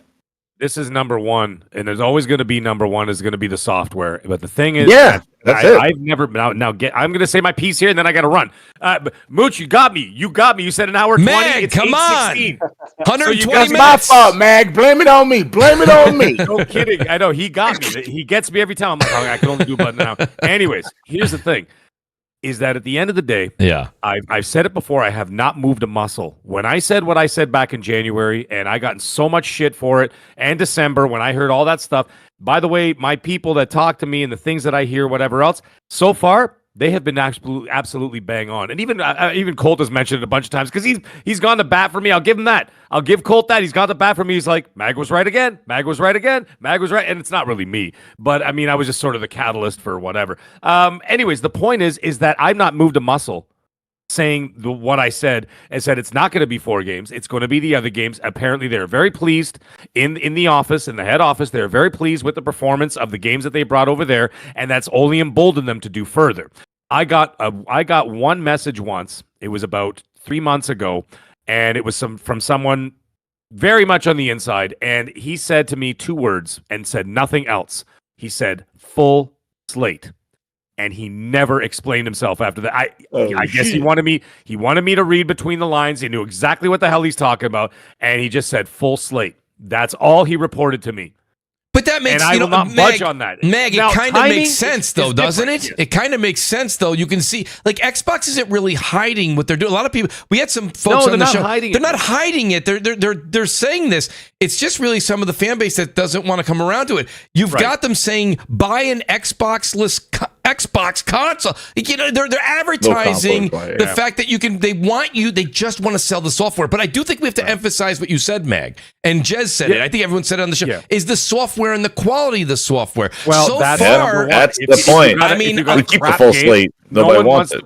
No one wants to play a game. Doesn't matter where you put it. Exactly. It's not good. Now, the funny thing is, if you actually look at the performances of some of the games, like Sea of Thieves, I think performed the best, right? Yes. Out of the things. Yes. And then they had the other ones which scored well. They did well but you know what? They didn't sell as well because maybe people just didn't gravitate towards them.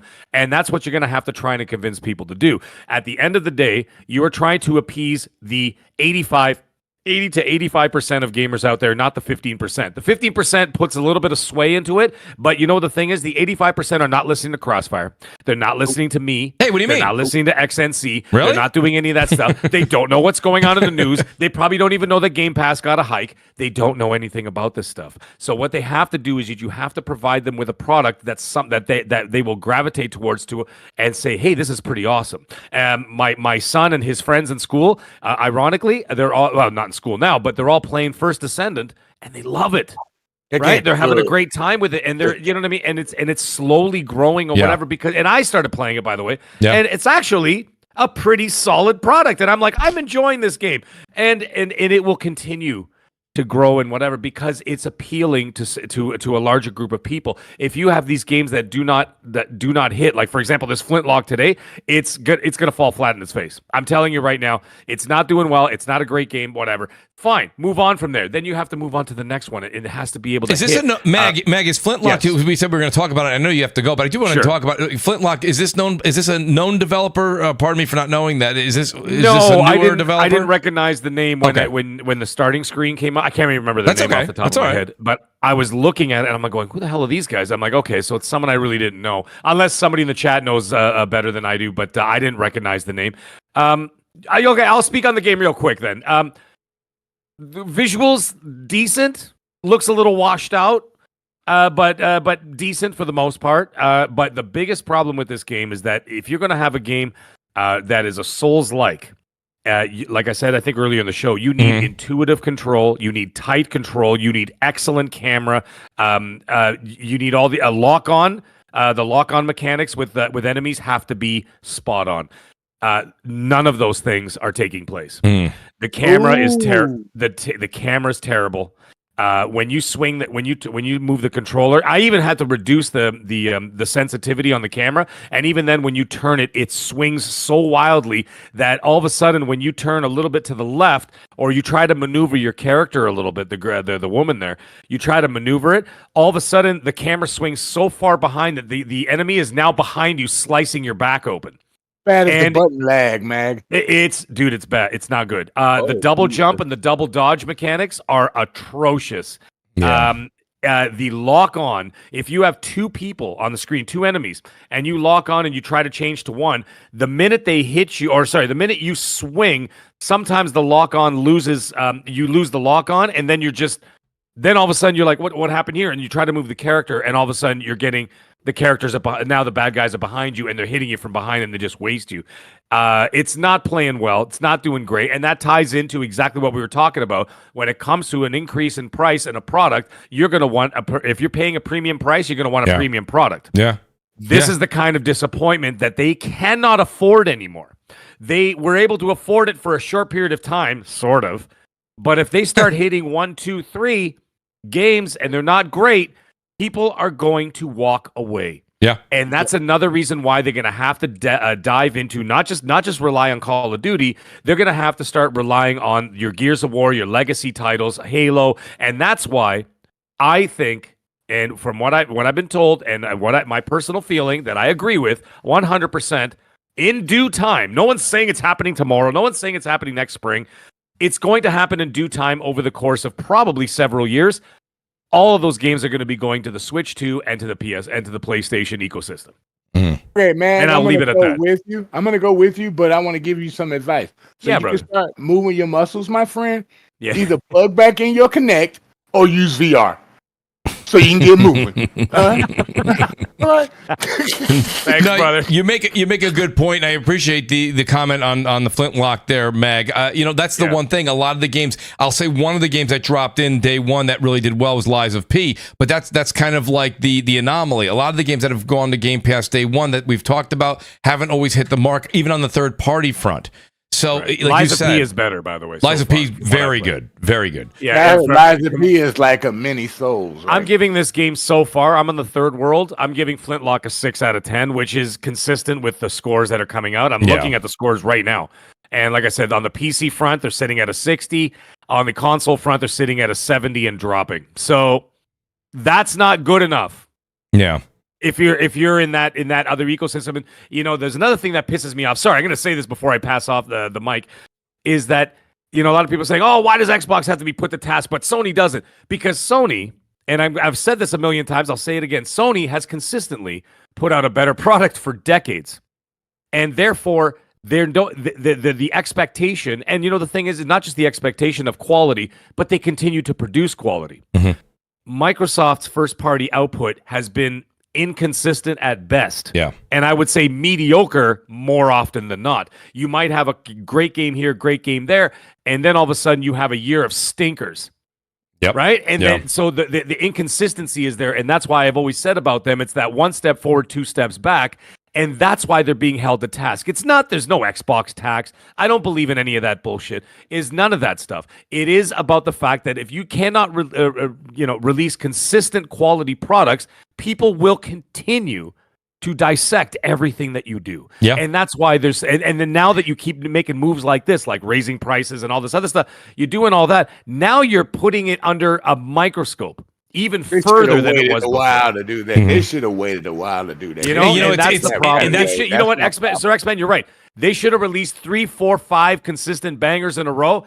Then you do it. Because then you could say... That's what I said. This is the Call of Duty play, dude. This has nothing... They didn't think this. Call of Duty, I'm not calling Call of Duty... I'm calling Call of Duty. Say that 5 times. I'm not going to say that Call of Duty is part of their first party because it's just more consistent. But it's going in Game Pass, and that's the justification. Because listen, they can't true. increase Game Pass price for Avowed. Like nobody's gonna they increase the Game Pass price for Call of Duty because that's the thing that's gonna they can justify. Same thing with Starfield. Like it had so much hype behind it. That's when you increase the price. You can't increase the price with Avowed coming out. What happened with Starfield? And then Starfield, they had what they call the record Increase number of subscribers, and then 6 to 8 weeks later they had a record number of unsubscribers. Right, Yeah, left. plummeted, and it dropped Don't off the get sales And that's chart the other too. thing. I'm not going to pay $26 for Call of Duty. For $70, I could just buy it. I know, but this is that's why, months. Mag. That's why this is such I said a short term. They didn't think this out. This is This is a not. gamble. This is a gamble. It's Feels a like they big tripled gamble. down on Game Pass Call of Duty. They could have said right now, hey guys, Call of Duty, we're sorry.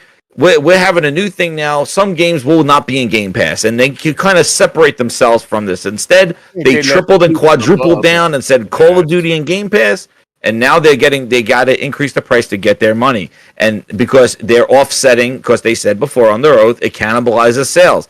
They're offsetting the potential sales for Xbox in lieu of subscribers, and they got to get the increase. I am very curious to see, and this will be the last thing I say before I go. For real this time. I don't believe you, man. I don't believe Real this time. I don't believe you.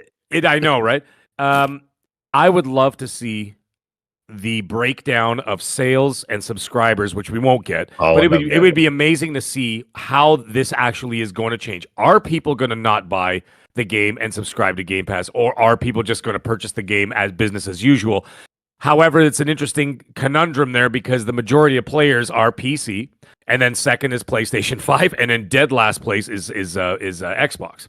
Man, I think it's 8% I of the still market. buy games outside of Game Pass. Of course. That's it, you do But I'm double. just saying, I would be interested to see how this falls. You know what I mean? Like what categories it falls in once the game releases, and where people are consuming the product. That'd be really. That's what we all are interesting to see. saying. Dude, Right and Call now. of Duty's They in should PC have Game Pass proven too for themselves. $11. They That's right. should have proven themselves with these new games coming out this year, And that could hurt them. or they did the price. Yeah. Yep. That's what I think they should have do. waited till next year and be able to. That's what I prove- said. Wait a year. Wait a Prove. year. Earn that, and then people would have no problem with it. But I like Jez said it a few times, and I've said this, and me and Singer have gone back and forth. Singer's a huge fan of Obsidian, which, by the way, I still think Obsidian is one of the gold stars of who they acquired. But Yes. I will say this: I didn't like Outer Worlds. Outer Worlds put me into a coma, and I think when you go to play Avowed, and this is kind of sad for me to say because Avowed was something I was really looking forward to, but the more and more they show Avowed, Jesus, I Mooch just is don't like. It doesn't. It's just not. It's You know, not you know my the bag. thing is, if you went to fall 2025 and Avowed was a 9 out of 10, and Indiana Jones was an 8.5 out of 10, Call of Duty's a 10 out of 10, Yeah. then you raise the price of That's Game right. Pass, That's right. people would probably say, you know what?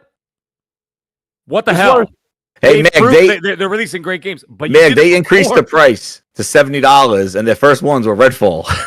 Yeah, well, there you go. Right? So you've done the opposite. Yeah. You should prove yourself first and then say, okay, you know what? They raised the price. Well, we got an amazing year. And then we have an amazing year coming up with, X, Y, and Z, Fable, this, that, and the other. And the expectations will still be there. But now you've done this preemptively. And now I think that you put yourself in a real position here. I mean, I'm still wondering why. I'm sure that they're going to announce it at the next game show. It's not some conspiracy theory, but I'm just saying, why have we not gotten a release date for Avowed or Indy Jones? That's crazy. And, Right. and if they delay them, people It's are gonna going hit to the fan. freak Sorry, the Mooch. F out because they're going to say, what am I paying this? It was this shown in hype for? January. The dev direct. Ah, man, I'm just saying. Anyways, boys, Hey, listen, I gotta go. Matt, great to So- have you here. We got you Yeah, for man, it was 90 great. It was a minutes. good time. Always great to have you on the show. We'll talk after the show, I'm sure, Meg. Yeah. All right, you guys have Yeah, a great man. night. Thanks, Meg. Chat, you guys are amazing too, man. So, Everybody have a great night. Meg, thank you. Later. Take care, Chris, Meg. let me ask Chris a question. Chris, so what do you think? You've heard what they're saying there. That there is some points to that. You probably should. I think that Xbox would have benefited from putting Call of Duty out there, keeping the prices the way they were. Bring Avowed out. Bring out Indiana Jones. Let's see what they release next year coming out, and then throw the price increase. Chris, do you think that maybe this price increase when it hits in September is going to be? It's going to be like I say. You seemingly have the games coming, so it's one step forward. Price increase, is it 2 steps back, Chris, or no? Yeah, their messaging we always talk about, the proverbial stepping on the rake, they make the Yeah. promise and then they back out on the promise. So definitely they should have increased the price quite so quickly. And another thing is Xbox and Microsoft have always said that they're going to honor these unions and stuff when they come into the forefront, when they start getting all these situated at Xbox and Microsoft. And Mag mentioned earlier about putting pressure on these devs. Once Xbox and Microsoft agree, they sign this labor contract. And Mhm. it's the same thing with every union. I'm a union rep where I work at. Like, they're They going to got to have start to paying in the pensions, follow. and that's not cheap. Mm, They got to follow certain rules and regulations. So yeah. to a certain point, like, can they still lay off a whole bunch of developers? Yeah, but to a certain point, you have to do it in a specific order. There's a whole bunch of rules and regulations that trickle down. So they might, depend upon what these contracts in the future might say, they might proverbially increase the price again. And everybody, I'm sure, especially part of the panel tonight, everybody's got a cutoff point. I got a cutoff point. I'm sure Mooch has got a cutoff point. Everybody's got a cutoff point. So Yeah. they can only raise it so much before we all, that's it. Chris, that's an So outstanding definitely they should point. That's what I really- was saying. If we're already sitting at roughly a $19.99 ticket price in September, That's high got- relative to other that's- subscriptions too. it is high. It's very high, and You can even go Spotify, HBO Max, even Netflix is up there. But that's about Okay. they're the ones that are under 20. yeah. Oh, I and think Cobra this is Kai my is hot. gaming Season budget. 6. Oh, yeah, it just dropped. I gotta watch it. I saw that. Yo, that last episode of The Boys was wild, dude. I know, right? Okay, I'm That's watching. what I'm that watching game- man, that both. was good. I missed the last one, and I'm watching I both tell you. after Crossfire tonight. Oh, watch that last episode of The Boys. It's incredible. It was Yeah, really it good. is. It So made up let's- for the season. So let's switch over, guys. While I got a half an hour here, I'm going to start with Jack. Jack, I got to ask you your opinion, and then Slow Mo. Everyone says Slow Mo, the FPS, which I'd like to give Slow Mo a run for his money, but I'm going to let Slow Mo hold the title of the FPS champion. Please don't. You like that, Slow Mo? We got to give you your. Yeah, I 220 don't like frames a these. second. Ain't that right, Slow Mo? We're gonna give 220 Slow-Mo's- frames a second. Slow-mo esports. We're going to give Slow Mo's flowers on the show. But Jack, real quick, what do you think about Concord? Now you've had time with it. Have you gotten a chance to play it? Shout out to the great Jay Bari. Jay says, listen, he says, if you aren't even level 10, and I don't know if he meant level 10 on one character or level 10 on multiple, he's like, hold your opinion, which shout out to Jay Bari. I hear what he's saying. He's saying play the game, then talk to me. But Jack, what do you think about Concord? I have my opinions on it, but I really did want to get your take. I did play Concord. I played Mhm. it for a few hours. Not really an FPS guy like that. Y'all probably know that. Mhm. I play the game that remind me of the most, of course, everybody knows, like Overwatch. I played Overwatch. I wasn't really a huge fan of that either. But when I went in expecting to fully hate the game, I don't fully hate the game. I think it's cool. But with me saying that, if I'm being honest, I'd probably never buy or play the game. I mean, if it was free, I might play it, but I'm not dropping $40 on that. It's cool, man.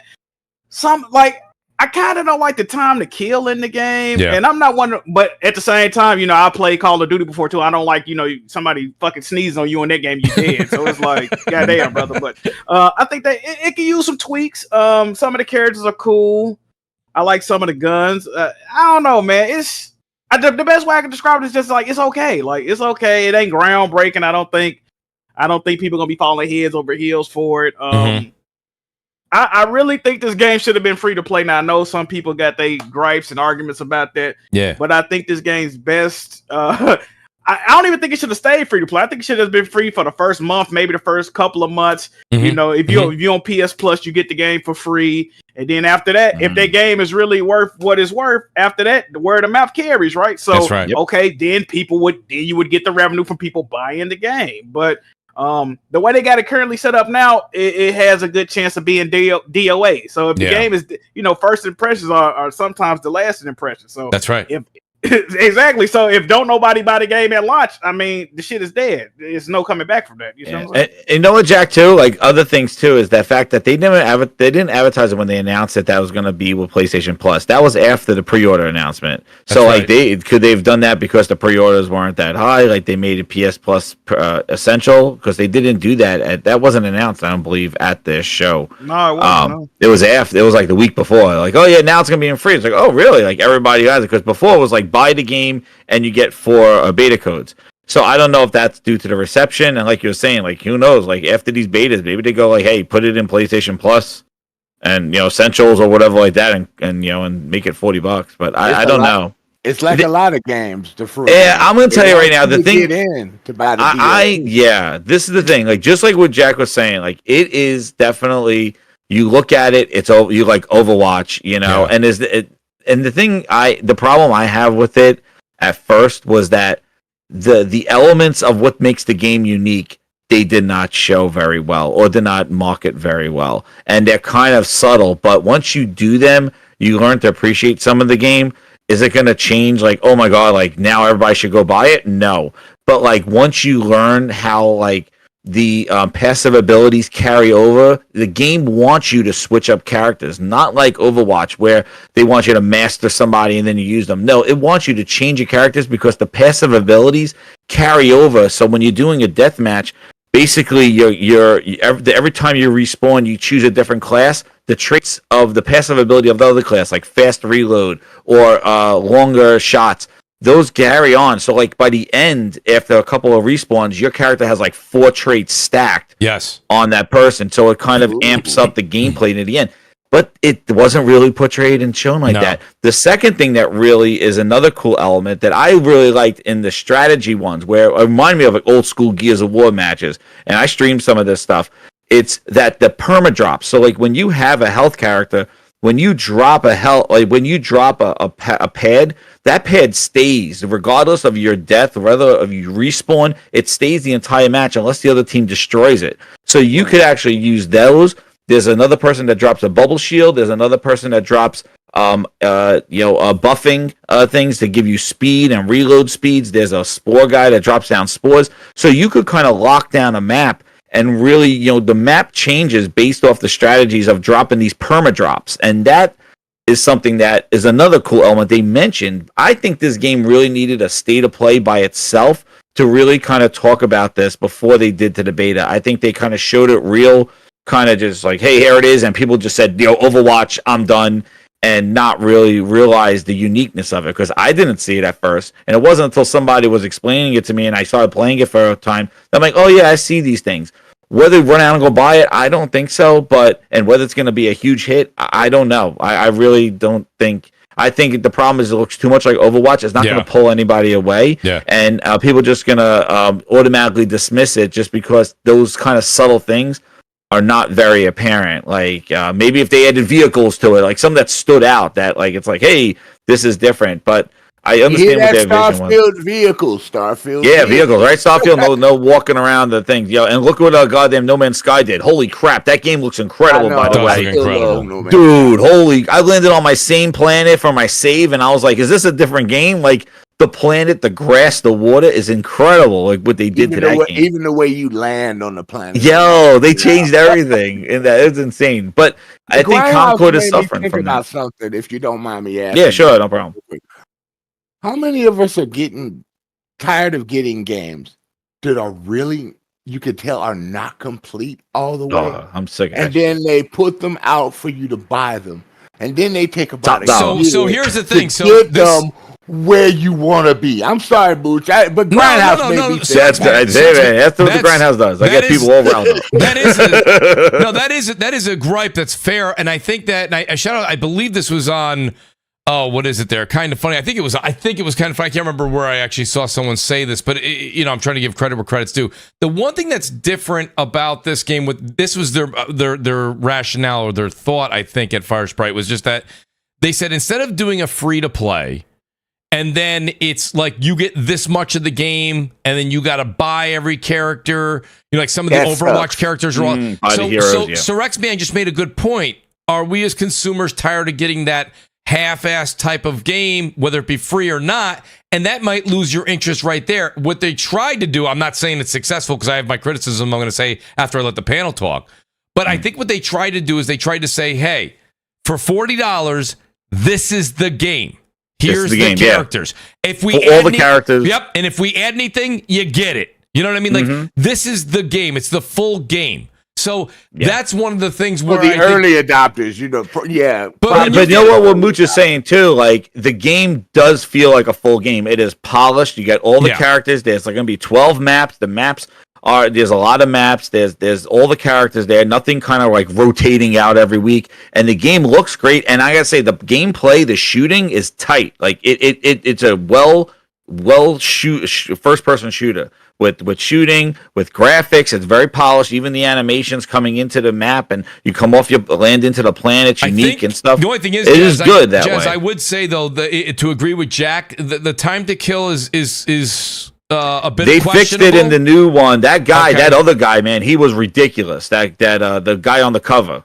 The guy, some of the time he kills are I did off. the same thing with Battlefield. When they first came out, the time It was Battlefield, tanks were ridiculous. And maybe it's in because Battlefield the first time they come out. No, they take did about update a it. year for them to get it right. I just played it today. The new I beta, play it all the time. they did fix some of the Concord time to kills because that last week was ridiculous. Those tanks, even that guy with the mohawk, it was ridiculous. He was running around like a tank. I just think I do think the other thing is the speed of the game is question, and maybe Floaty, again, if I play, I do play a lot more of that Call of Duty, that fast action pace, and like Not for you, yeah. And like Jack said, there are times where you guys saw it in some of my gameplay right here, where I'm running, I just played it up. It feels like somebody sneezed on me and I died. That's the other end of the extreme. But I've heard some of your streams where you like, how the hell did I get shot? Yeah, you don't need, like that's shrapnel. You got hit with shrapnel. You're right, Sir X, man. The TTK on this is just too short. But I feel like the speed of the game in slow-mo, you've been a fan of a lot of FPS games. Slow-mo, did you get a chance to play Concord? And if you did, are you hearing some of the criticisms here? I mean, mine is really more of the speed of the game is my biggest gripe. Number 2 for me is the maps. I know that those maps are deliberately like that, and this is a me problem. This is not a game problem. It's a me problem. It's the reason I don't like Overwatch very much. But that non-verticality, is there somewhere you can jump up? Yes, but it's not the verticality I'm looking for in a shooter. I mean, slow-mo. They're very you know what I mean? symmetrical. Yeah. Slow-mo, what do you think? What's your take? I mean, I actually think the maps are pretty vertical, especially if you use certain characters that like utilize the double jump and yes, the triple jump, what you call them, Haymar, the Asian girl with the crossbow. Yes, like she floats around. Is very much like a warlock. She's like the warlock in Destiny. That's right. The maps are actually. They remind me of Destiny maps, which I mean, there's not that many that's in the beta. Like I didn't know that it was supposed to be 12. It kind of answers a question I had that Jez mentioned because I was kind of like hoping that wasn't the case because then I remember playing Bleeding Edge and thinking like, okay, this is cool for a beta. They need to make some changes and they need more content and more characters, and they just never added any of those things. But they did add more characters eventually, but the game was slow too. They need to ramp that game up. That speed on Bleeding Edge. And I think that happens to a lot of hero shooters. That with the time to kill, this is a hero shooter and not like your typical first person shooter like Halo and Call of Duty. So it's supposed to be the time to kill is supposed to be varied depending on the kind of characters that you're going up against. Like the characters that are fast and quick, though they supposed to die faster if you under sustained fire than say a tank would. My thoughts. I did play it last week and I didn't enjoy it that much. I thought it was okay, but I didn't think it was all that great. I played it today and I think I haven't quite put my finger on all the changes that they made, but I think it plays a little bit better. I think they took the feedback and made some adjustments. I have fun today. That said, I think they need more characters. And I mean, eventually they'll get more characters because it's a hero shooter. And you look at like Overwatch, it's got like 50 characters or some crap like that. You look at like all hero shooters get a ton of characters, but the reason why I said they need more characters right now is that like I feel like every match it's like everyone's going for the same 5 or 6 characters, and even to the point where people are like rage quitting in the character select screen because it's a hero shooter and you can't have more than one person with a character. So if they didn't get to that character before someone else, they just quit automatically. And it doesn't populate either. It doesn't populate either. So you go in like 5 versus 2. Problem. That's the other problem is that they don't backlog and fill in people when people drop. And so there's oftentimes you'll be in a match and it's 5-on-3, 5-on-2. That's not fun for the team that's 5, or the team that's with 2. Two. Because That's it's just right. 5-on-1. it's a curb stomp because it's a hero shooter, and you don't have bad for that. Yeah, you don't have enough people to be able to really like be efficient. And so like they gotta, I don't know if those are things that they plan on getting in there before launch, but those things need to get done. I think for a beta, they should have had, I've seen somewhere in the like the help section that says there's training. They should have had the training in the beta. Because a lot of the things that Jez mentioned, some of the things Jez just said, I didn't even know. And I didn't know either. Those someone else playing it. Like The chat was telling me. Yeah, I'm level 13, and I'm like, I didn't know those things. These are things they should have had a training so that you can kind of learn the foundation of the game. Of course, it's a hero shooter, so every character plays and feels differently, but the foundational things like your passives carry over to the other character. Like that's information I would have liked to known before I even started playing the match, you know? So it's just like I even though I didn't like Fragpunk, I played Fragpunk, and Fragpunk had a pretty decent tutorial explaining how the card system works. So it plays like a Valorant clone, but it has a card system. Right. And I understood that card system completely before I did a single match. Like, and that's in a beta. Like, these are the things that they should have had. I think this is a first-person perspective shooting game with no FOV slider. Even on consoles, I've always been like, no. You cannot have no FOV slider, especially not on PC. Like, what are y'all doing? And I had to reduce the HUD. That HUD was huge. Yeah, and so there's that. There's I feel like the controller settings are fine, but there's no dead zone or response curve options. They're like little things. These are like minor things. Like the game is still fun, but these are things that could definitely be adjusted. I feel like the respawn is too long in takedown. Like you're waiting like 6 seconds, I think, to get back into the fight. I kind of wish that was because they want you to switch up your classes. I'm telling you, like, Slow-Mo, the weirdest thing is that they want you to switch up your players. Like they want you to keep using the same person. They want you to switch up classes.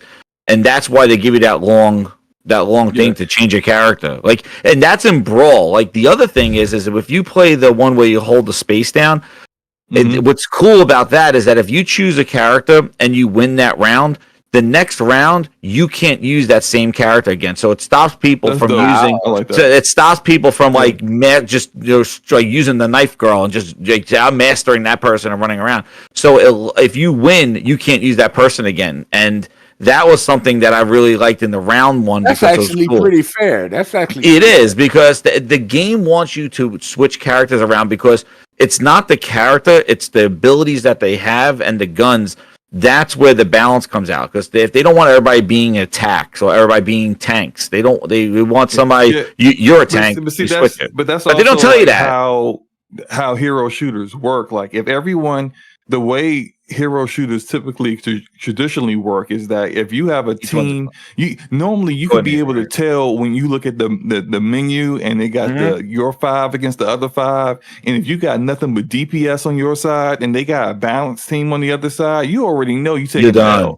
Yeah, like it's just like that's typically how hero shooters are. You need a tank, you need a healer. If you have like the whole combo of that look, people about to be mad. I mean, the chubby Indian kid who heals. I don't know the healer guy with the puffy jacket. But him plus one of the tanks. Like if you hold down a spot and have that tank in near the heal area with the shields and stuff, like that's a combination that's hard to overcome. And they made those tanks very big. They had different hitboxes too. The tanks are you could like everybody can hit them. Yeah, the tank you can hit from like long distance. It's I don't know. Games that are digital now, we should at least have owner manuals in the menus like we used to. Oh my God, please speak the truth, dude. All that stuff that probably we were figuring out. They did a pop-up screen that I probably hit X. I was like, move it out of the way. What did they?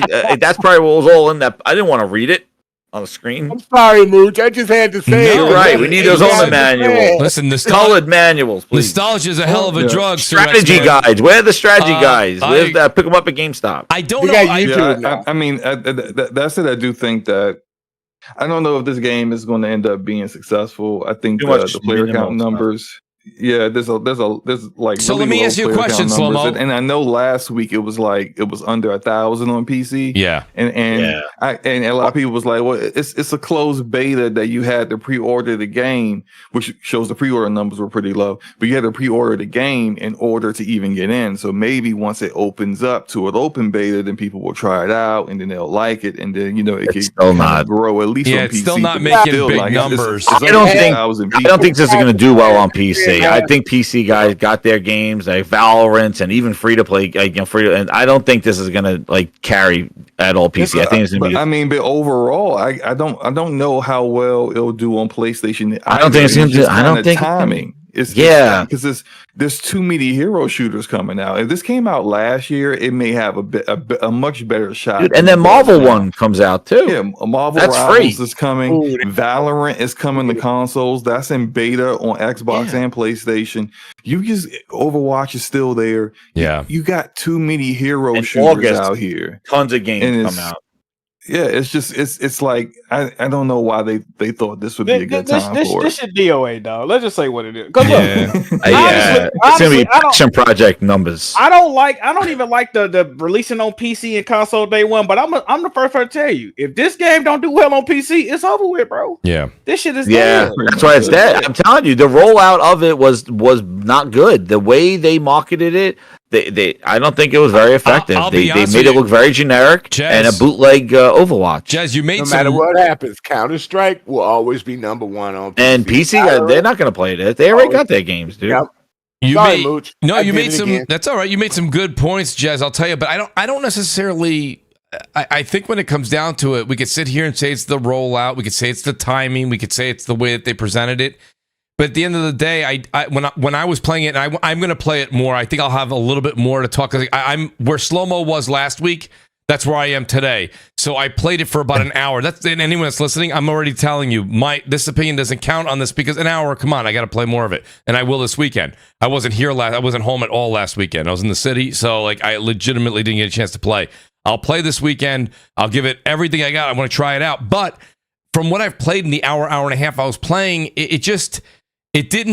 it's not something where I thought there's games where I want to pick up and just play. Like you play Rogue Company, right? Slow-Mo, that's one of your go-tos or was. I was, used to. Was. That was a good game. Somewhat of a hero shooter that died. And look, and that one was successful for a while. It was. But and it may even still here's the be. thing with live service games is that you gotta be able to be swift in dealing with player feedback. You gotta be swift in getting content. And when you don't do those things, as High Res Studios didn't with Rogue Company, the game ain't like it's still, you can still install it and play it, but it's pretty dead.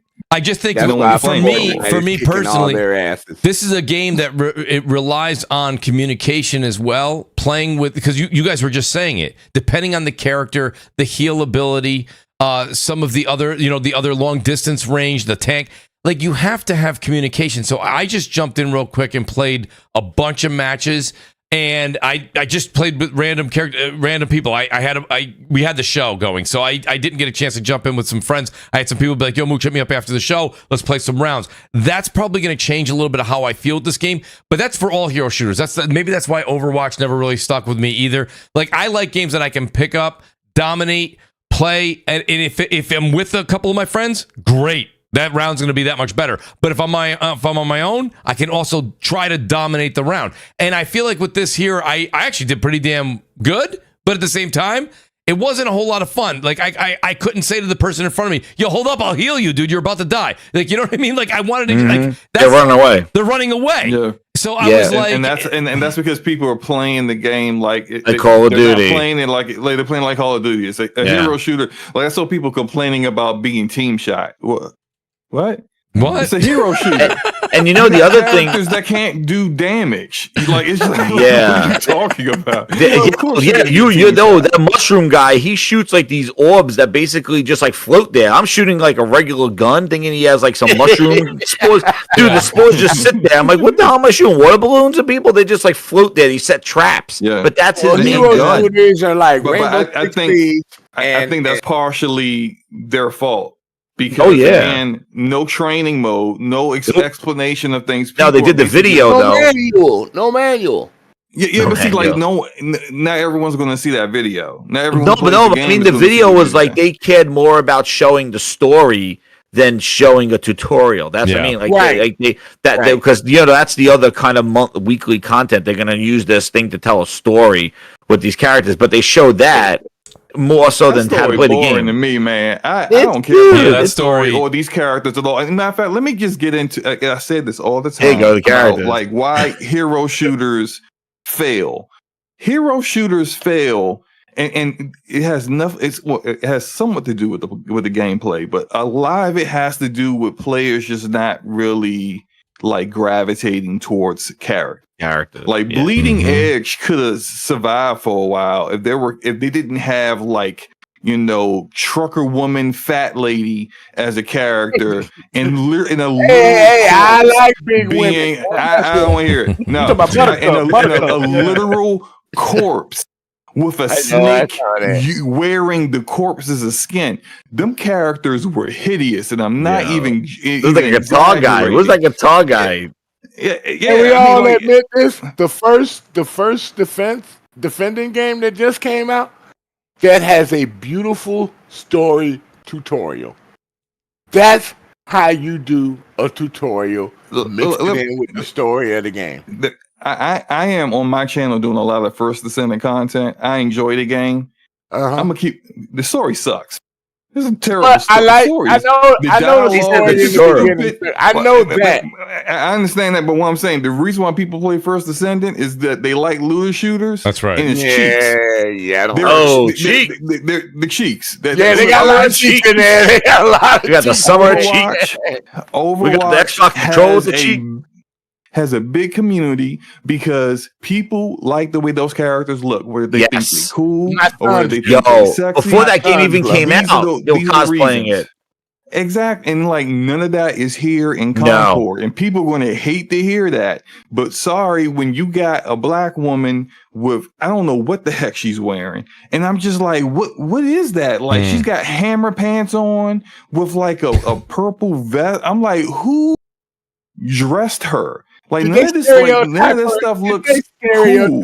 Did they stereotype her? No, I'm just saying, I don't none of know. that stuff. I looks use the cool Cocaine Fairy, characters whoever that other one make is. you like they really make you want to gravitate towards those characters. Yeah. And so, Furry. like Yeah. when you have an issue where you're kind of in the midst of like needing more content, people will stick with your game and play these particular characters and have their mains more because they love the way the character looks and just everything about that character than just strictly the game. Yeah. And Yeah. I don't think this game has any of that. I think these characters look goofy And people or they're like Guardians of the Galaxy reject. That's right. Hey, And so it's just and- and yeah. none of that has to do with gameplay. It's all about like how it looks. And so people hate to hear it because they may enjoy the game, but then wonder why it's like only like 5,000 of them on PC enjoying Right, the game right. and stuff like that. attachments too that they have with a certain character that they like,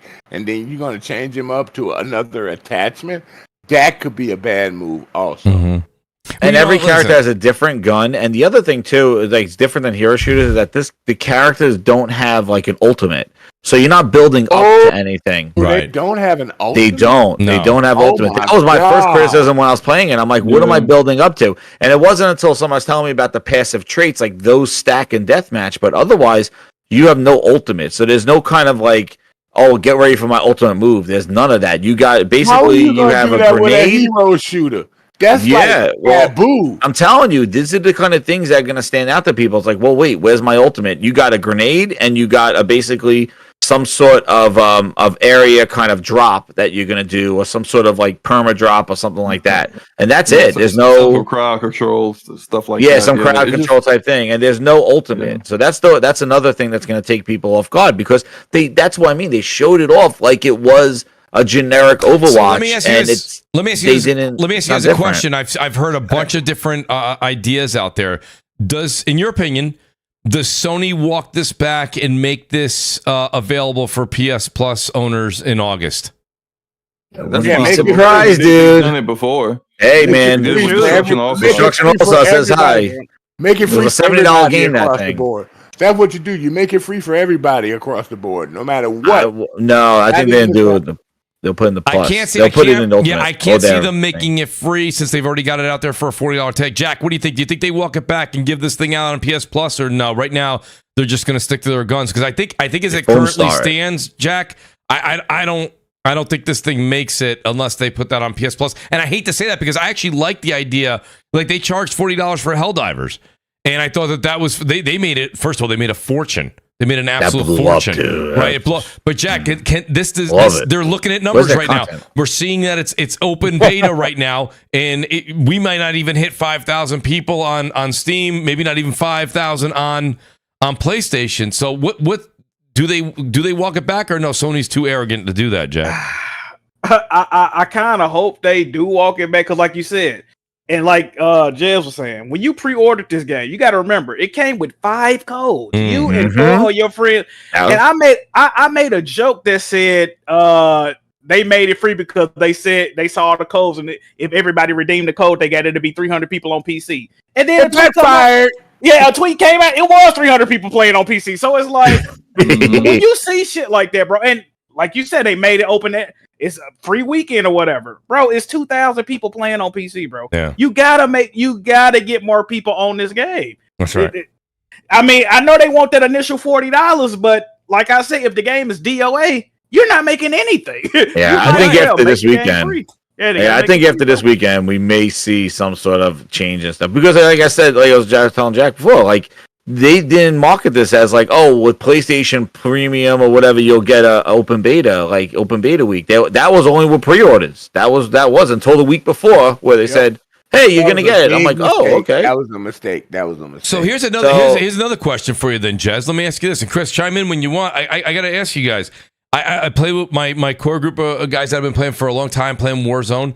They've been saying this. This has nothing to do with Concord. This is a generic statement from them. They said the same thing when Halo Infinite came out, right? And it didn't have a battle royale. They keep saying, and they said Helldivers is the asterisk, right? That's the anomaly. But except for Helldivers, too, they said if you have a game that comes out and you don't have a battle royale style game included as one of the modes, it doesn't have to be the game, but one of the modes, it becomes a DOA situation. Do you think that's true or not? No, that's maybe just too much of the battle royale. What it needed to do is that it needed to show what differentiated it from what was out there. And I always say this, and I even said this with Halo. Like when you're coming out with something, you don't want to be, oh, it's like Overwatch. It's like you want to be, no, it's like me. It's my game. This game is unique. And that's what Helldivers 2, I mean, came out and it had its own identity. It was different. It looked different. It was still an extraction shooter, but it did it a different way. It looked different. And they had the airstrikes and all this other stuff. So it stood out there. Yeah.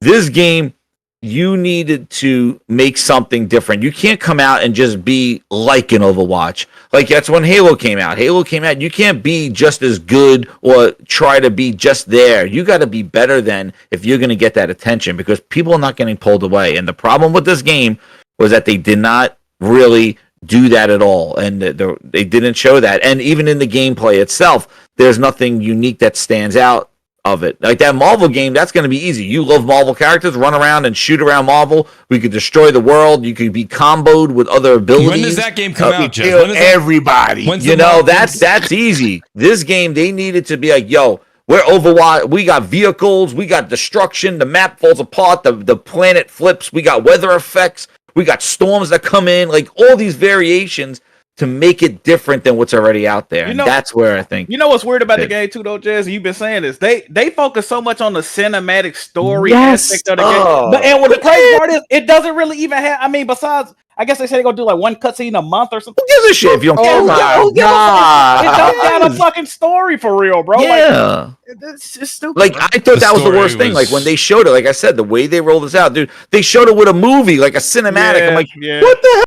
shit. Show the game. I don't care about these characters, and this little cinematic's not going to make me care. Right. What I always think agree. about games is that you got to show the game to the gamers, and the gamers go, "Wow, this looks awesome," and then you want to do a little story trailer after, fine, but you got to get them with the gameplay. You don't do a cinematic. I don't give a shit about these people running around. Like, yeah, I completely tuned out. I'm like, what the hell's where's the game?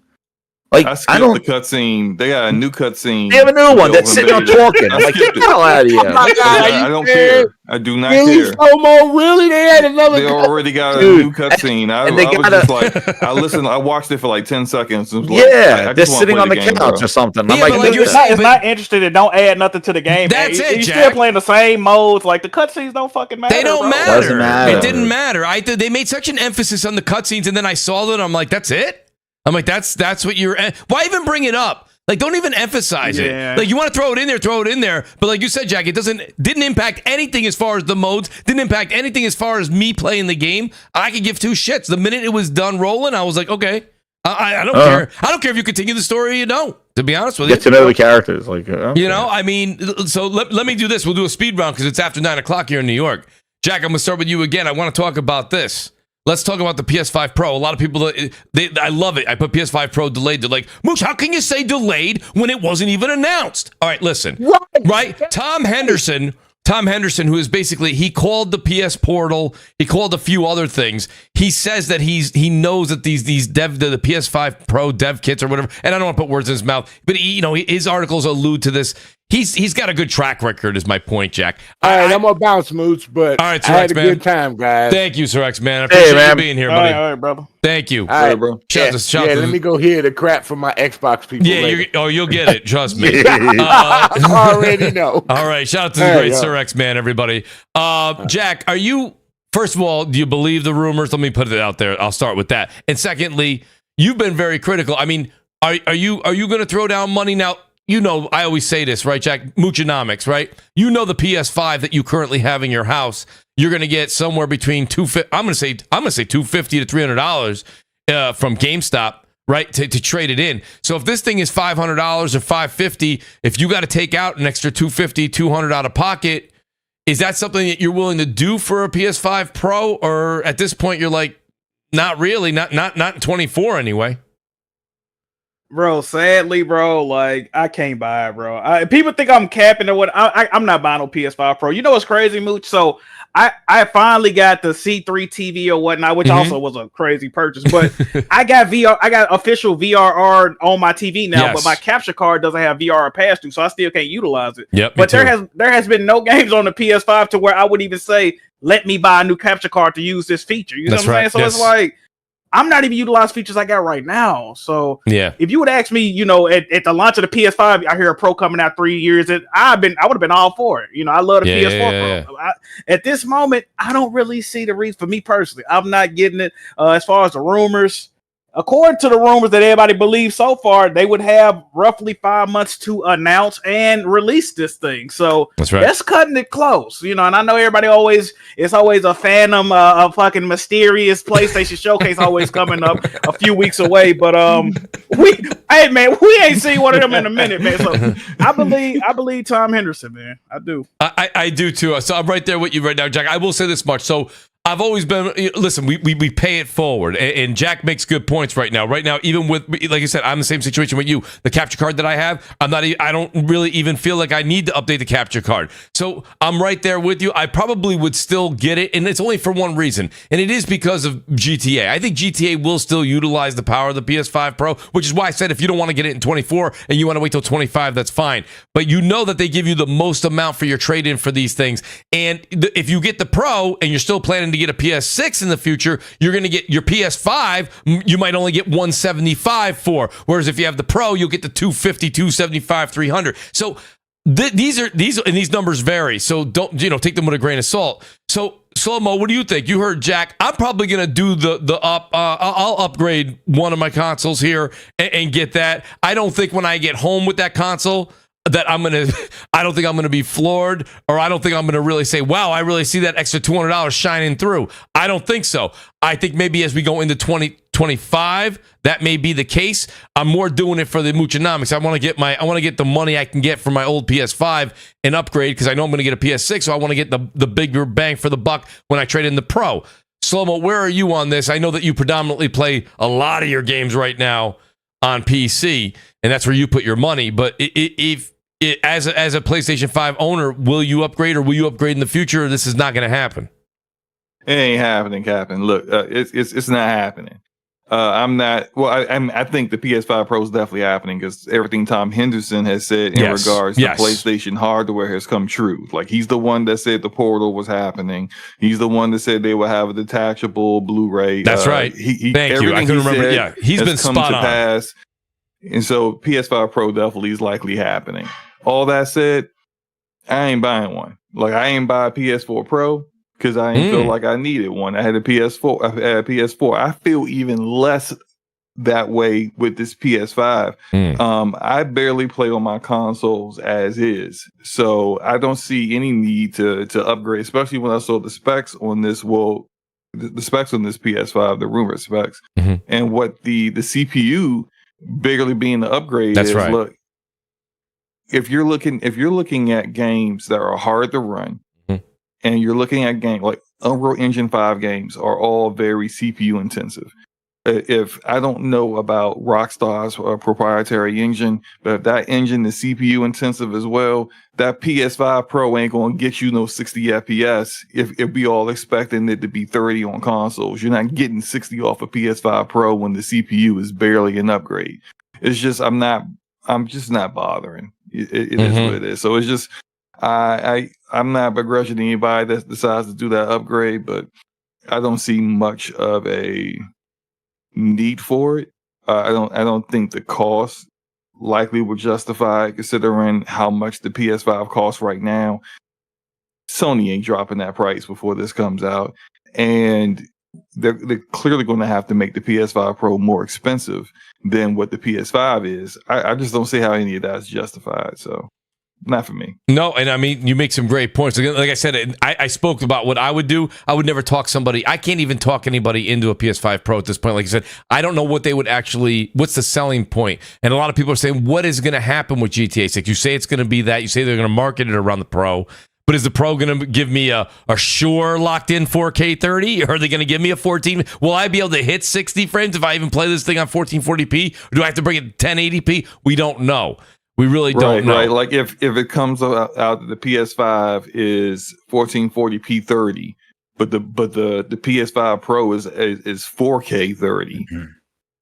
I mean, is that worth it for some people? I mean, I don't know. Like the thing is that GTA 6 is going to be a system seller for everybody, right? Right. Like every console is probably going to get a bump when that comes out, especially considering it's not going to be on PC at launch. But like, I mean, do the casuals care? I don't know. Like, I'm pretty sure most casuals don't even know what a frame rate is. They just know that when it chugs, they know it's lagging or something. They don't know, right? But like, you can sell visuals better though than frame rate. You can say, "Hey, look, this looks better." So I don't know. Maybe that's like the motivation behind it. But I just know it's just not for me. I don't think that.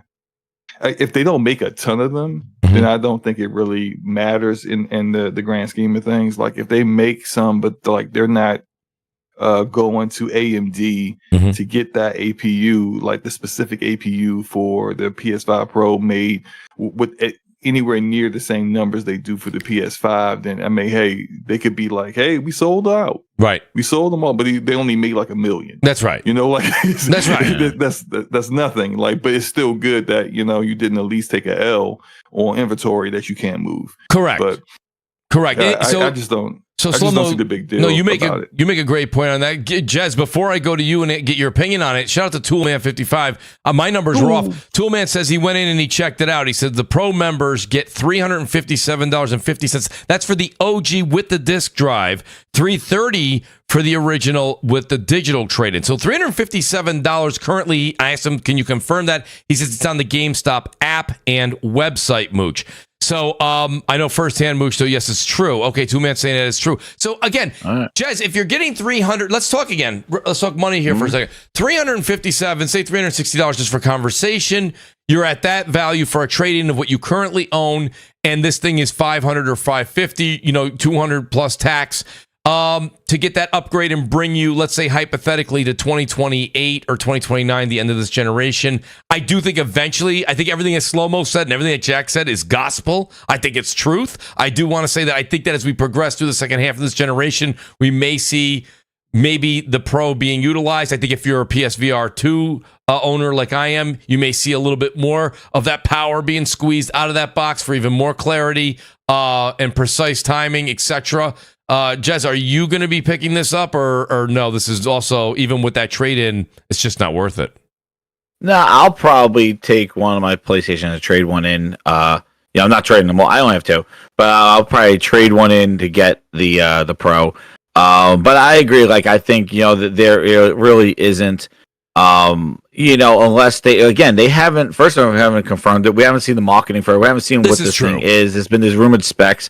So, I think the Sony's going to do their, that's why I think we haven't seen their friggin' games, because they're going to be running on PlayStation 5 Pro, running on PlayStation 5. They're going to show their games looking the best running on the Pro, and they're going to make everybody think like, hey, wow, this is what the Pro can do. And really, they did the same thing with the PS5 and PS4. Like, you look at Horizon, wow, it looks incredible, shown on a PS5, and then it is running on a PS4, but we kind of don't see that one, right? That's not the one they're marketing. They don't show that. So I think they're going to do the same strategy with this. But, I would say for that trade-in and for that kind of, for what it is, probably swap out boxes. I got a launch one right here, so who knows, I probably Wi-Fi, and I get a nice hardware refresh right now because I didn't buy a Slim. Probably if you bought a Slim, you probably don't need to jump on this one. But it's going to be very interesting to see how they market this. Do they market it as, as they put it as a little bump? What is the resolutions? Do they say everything? My speculation is that everything that's in quality mode is going to have like there's going to be performance, and then quality is going to have probably more things turned on and be 30 frames or 60 frames. I don't know. I really don't know what the hell kind of times they're gonna what they're gonna do, and we know it's not going to be standard. There's going to be games probably still at 30 frames. That's why I think people going like, oh, the PS5 Pro is going to end 30 frame games. I'm like, no. That's not it. You want end of 30 frame games? Go get a computer. Yeah, that's correct. There you go. That is correct. There's the end of 30 frames. No, Slow-Mo's right. Slow-Mo said it. They're not up. The update that's on the CPU is, if anything, it's just what are they ramping it up? It's a graphical one. I think it's going to be more of like the games will have more shit turned on in quality. On the GPU. Yeah, it's a bigger update on the GPU than it is on the CPU. So, like games that are GPU bound, you'll see a bigger performance gap than you will games that are CPU bound. And you know what else is so funny? That I'm going to be very interested in to see how they do it, because this time around their games are on PC. So it's going to be interesting because remember, if you go back to what the PS4 Pro was, Sony came out there and he said, "Hi everybody. We're doing this because this is to compete against people who want to upgrade to PC." Like PS4 Pro was a kind of a way to address people that might want to upgrade to a PC. It's like, no, stay here and get a PS4 Pro. And they use the VR as leverage as well. Now Sony games are on PC, so they're already looking the best, running the best. What is this going to do? Right. That's going to keep people in your ecosystem. So it's going to be very interesting. The pros have always been a smaller sale, regardless, when you're talking mid-gen refreshes. But I mean, the one thing that I always say in the community here, we always talk, and now there's a really healthy blend of console and PC gamers all merged together. But really, like, I'm only speaking for the folks. Think about this for a second, folks. Anybody that's listening in the chat, on the panel, or listening later, like, think about the folks that do play games, a lot of them in your office.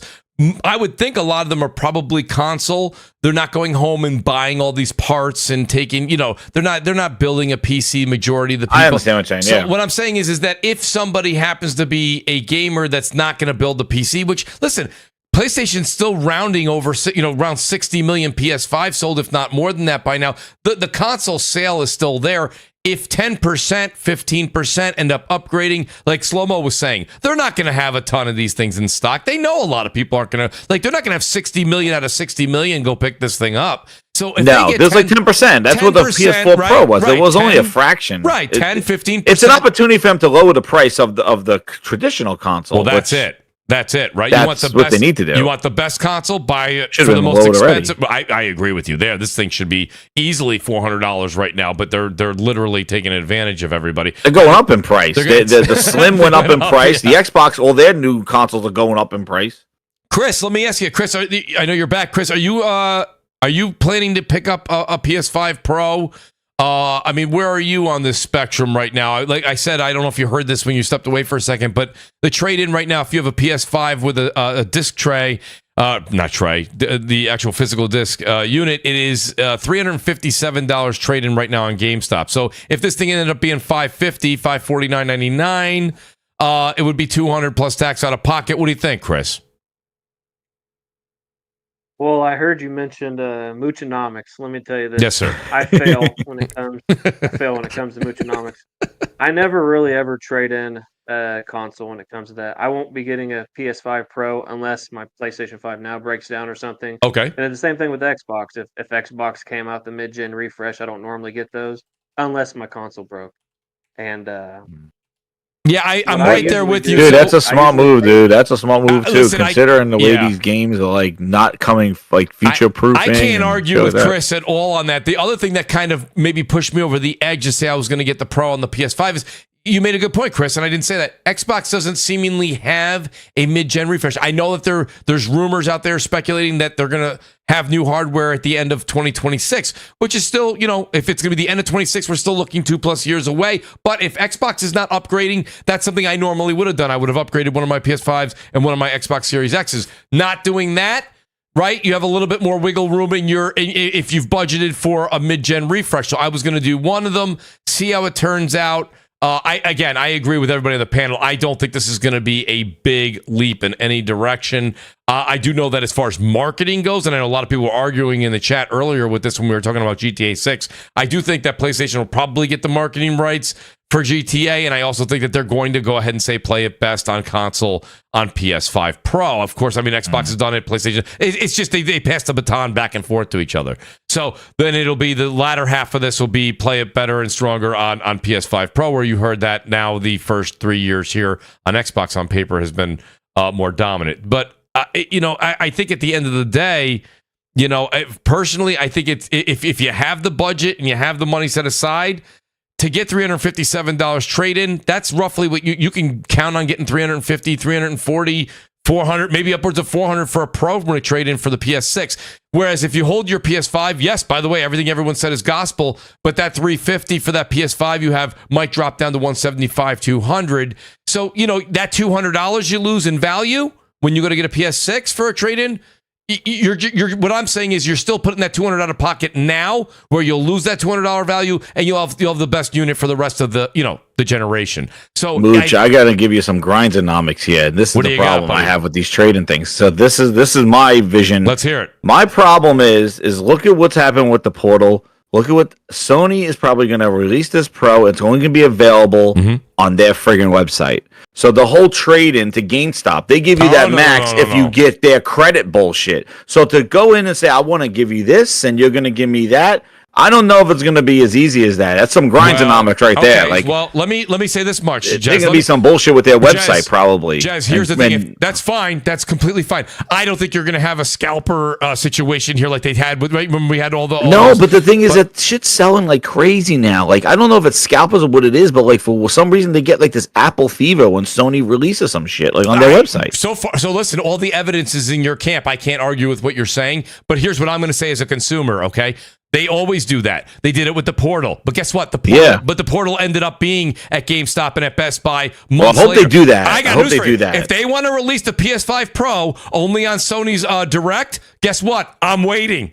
You're waiting. Yeah, because that doesn't feed into the only trading. For a short period of time. Yeah, it'll be like a month or two, and then they'll release it everywhere. But for an actual piece of hardware, I mean, correct me if I'm wrong, when the PS5 launched, didn't they have pre-orders initially everywhere. On the place? No, wait, I Everywhere. pre-ordered my. Well, yeah, I pre-ordered mine at Target. I pre-ordered mine. Yeah, they did do at everywhere, but then GameStop. ever since then, they're the headsets they've been doing at Best Buy. They had some kind of first come first serve thing though, right? Yeah, it was a waiting, Yes, a queue yes. line. Well, that was after Yeah. the fact. They That was after. prioritized their website. Yes, that is after. Yeah, I just hope that they put this everywhere. They don't kind of do the pro lock behind their store first because that hurts the whole trade-in type thing, that plan.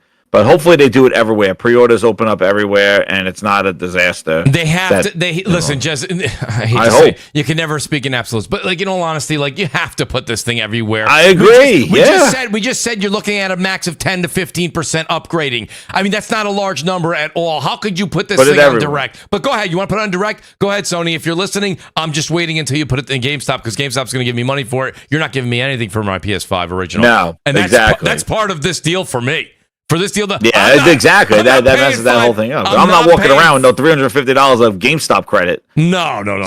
Yes. No. Sorry, So, Forte. I support the great. I support GameStop credit. and the great Gaming Forte, but not for no. I blame Jez for this. Jez, the last segment, guys, before we call it a show. Blame me. Oh shit, I got it out of I here. gotta blame Jez. Jez, Master Cheeks has been canceled. Paramount Plus has canceled Halo Lives, the Halo TV show. Cheeks has been canceled. So what do you think, Jez? I mean, is this? I'm actually. I watched a good portion of season 1. I heard season 2 was better. I didn't get that far. I didn't really like it that much. But Paramount Plus said no. Do you think this is because Sony? Does Sony now partially own? No, that didn't go through. I don't. Okay. No, that one. It went with Skydance. So that has nothing to do with the Skydance price. That shit's true. We can't blame Sony then. Canceled because it sucks. It sucked. Yeah, because I'm telling you, dude. The TV show's not good. Dude, it was the worst. The only saving grace of that show was the last episode. They finally were on the Halo ring, and it finally was like Halo, but it took 2 seasons to get there, and it was done. Like, dude, they had. You cannot have Halo with the guy running around and his ass hanging out. Like, we oh my god, dude, they took his armor from him, and he's running around on Reach with no armor. Like, I gotta get my suit back. Like, what the fuck? This is not Halo. It was the worst. I don't know who wrote this. Trash. Like maybe like 85% of the second season, they're out of the armor, but this time it's like. I guess the difference between the second season and the first season is that they tried to create a story reason why they didn't have their armor. But it's just like, this is why'd you go with Paramount in the first place? Thank you. Storytelling. Thank you. And they don't have a necessary budget to actually do Halo. You have a Even Spielberg was behind this shit story with huge armor and all the stuff that you're gonna have to spend in computer generated visuals and stuff in order to make it look real and make it look good. And instead you go with Paramount, and what you're spending per episode is less than what HBO and Sony spent on The Last of Us per episode. Like, how does that make any sense? The Last of Us is on Earth. It was horrible, dude. You take him out of his armor. Man, it doesn't make any sense. You stick Cortana in his ass crack, and it's just like, this is not Halo. And it was crazy because like they had some cool scenes. Like the first 15 minutes of the first episode of the first season, well, I was like, oh man, this looks great. And then as soon as that, he takes off his helmet, he starts walking around in his underwears, and it's just like, what the hell is this show? I'm like, now I'm like, it doesn't. It was horrible. It was horrible. Second season was even worse. And then the end of the second season, they had the alien. She had like the plasma sword fingernails. They had sex with her at the end of the season. I thought they were gonna have a baby in the second season. I don't know what the hell was going on. The Master Chief baby's running around in the third season. Yeah, the probably the worst plot line. What second worst? I don't know what the hell happened. The little girl who's that was a waste. Now you fast forward those thoughts. She's freaking terrible. But like the other blonde chick, human that's working with the Covenant was just so, like the entire second season. You're just like, how is she alive? I don't even like they killed her. She played some pipe with her too. That was the season finale. They killed her off at the end of the first season, and then in the second season she's back, and it's just like no explanation. I'm just like, what? No what grunts, dude. No grunts, no jackals. Like it was just the elites. Like there was no other aliens, no hunters. I didn't see any of this stuff. I'm like, where are the grunts? Like, where's everybody? And it's just him running around with no armor. They had the hunters, but they had the hunters without the armor. Oh, so why instead not? they're just eels, they took over a whole ship, and I'm just like, yo, that is not how that works. Yo. Well, so the juices. So Xbox and 343, they say, are looking for another platform. I mean, they. Oh shit! I mean, do you think because of the success? I'm just spitballing here. Wow. You think because of the success of Fallout that Amazon might take it on? And they're going to go, no, those numbers are. No, Amazon don't. Showrunners. No, No, I mean, like not with maybe these take guys. the IP and actually That do show it right. was incredible. But Oh my not with god! this guy playing Master Chief, and not with these showrunners. They No, gotta it's go with ruined. somebody else. That whole show's ruined. They got to make him get like scars, and he has to wear his arm. He's forced to wear it the whole third season. Like he can't. They cannot do. I don't know. They're gonna look for somewhere else, but I'm They sure gotta start over. they gotta. Like I don't They understand. can't go with that. They ruined that whole friggin' show. Like it did, and that was the whole point. It talked about, like you said, it was my fault, but like I was telling you, Halo. Like look what Fallout did to the Fallout game. Look what Last of Us HBO did to Last of Us. Like people were buying it, like, and people were playing Fallout again. That show was awesome. Cyberpunk Edge Runners, like when Cyberpunk Edge Runners came out on Netflix, the game Cyberpunk, which still was broken at that point, it wasn't really like all the way fixed at that. 200% sales increase. Yeah, Fallout was awesome. I loved Fallout. That was great. Yeah, Fallout. I thought Fallout was very good. They definitely want to push it on because they feel like if they can get it good, it will have benefits for the IP everywhere it's applied. But they just, you gotta actually have it be good though. You gotta respect the IP, and the fact that they made him like that when they took off the helmet, I think they lost everybody. Everybody's like, "Are you kidding me?" That was like a huge plot thing across the games, teased, and you just got this guy just taking off the helmet, and then he just looks like a regular dude on the red carpet. Like, hey, it's me, it's the actor. It's like, what the like what? He's supposed to be pale. He's supposed to be like blue and scars from like the Fall of Reach book. Like he's walking around. He's like, yeah, here I am, red carpet Halo mischief. What the hell's going on? I'm good. Chris, did you check this out? Did you watch Halo season 1 and 2 on Paramount Plus? Do you care that it got canceled?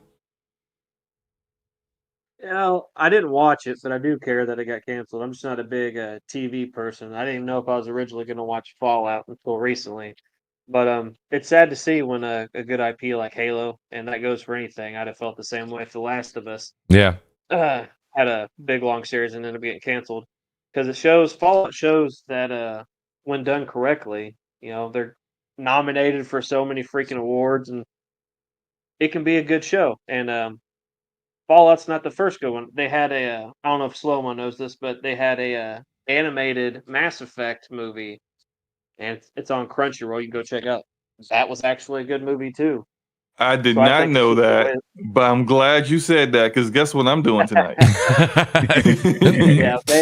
No, Chris, you make a good point, dude. Chris, you make a great point. Like when you see The Last of Us, you see the way that Fallout was done. You really just have to have the right people.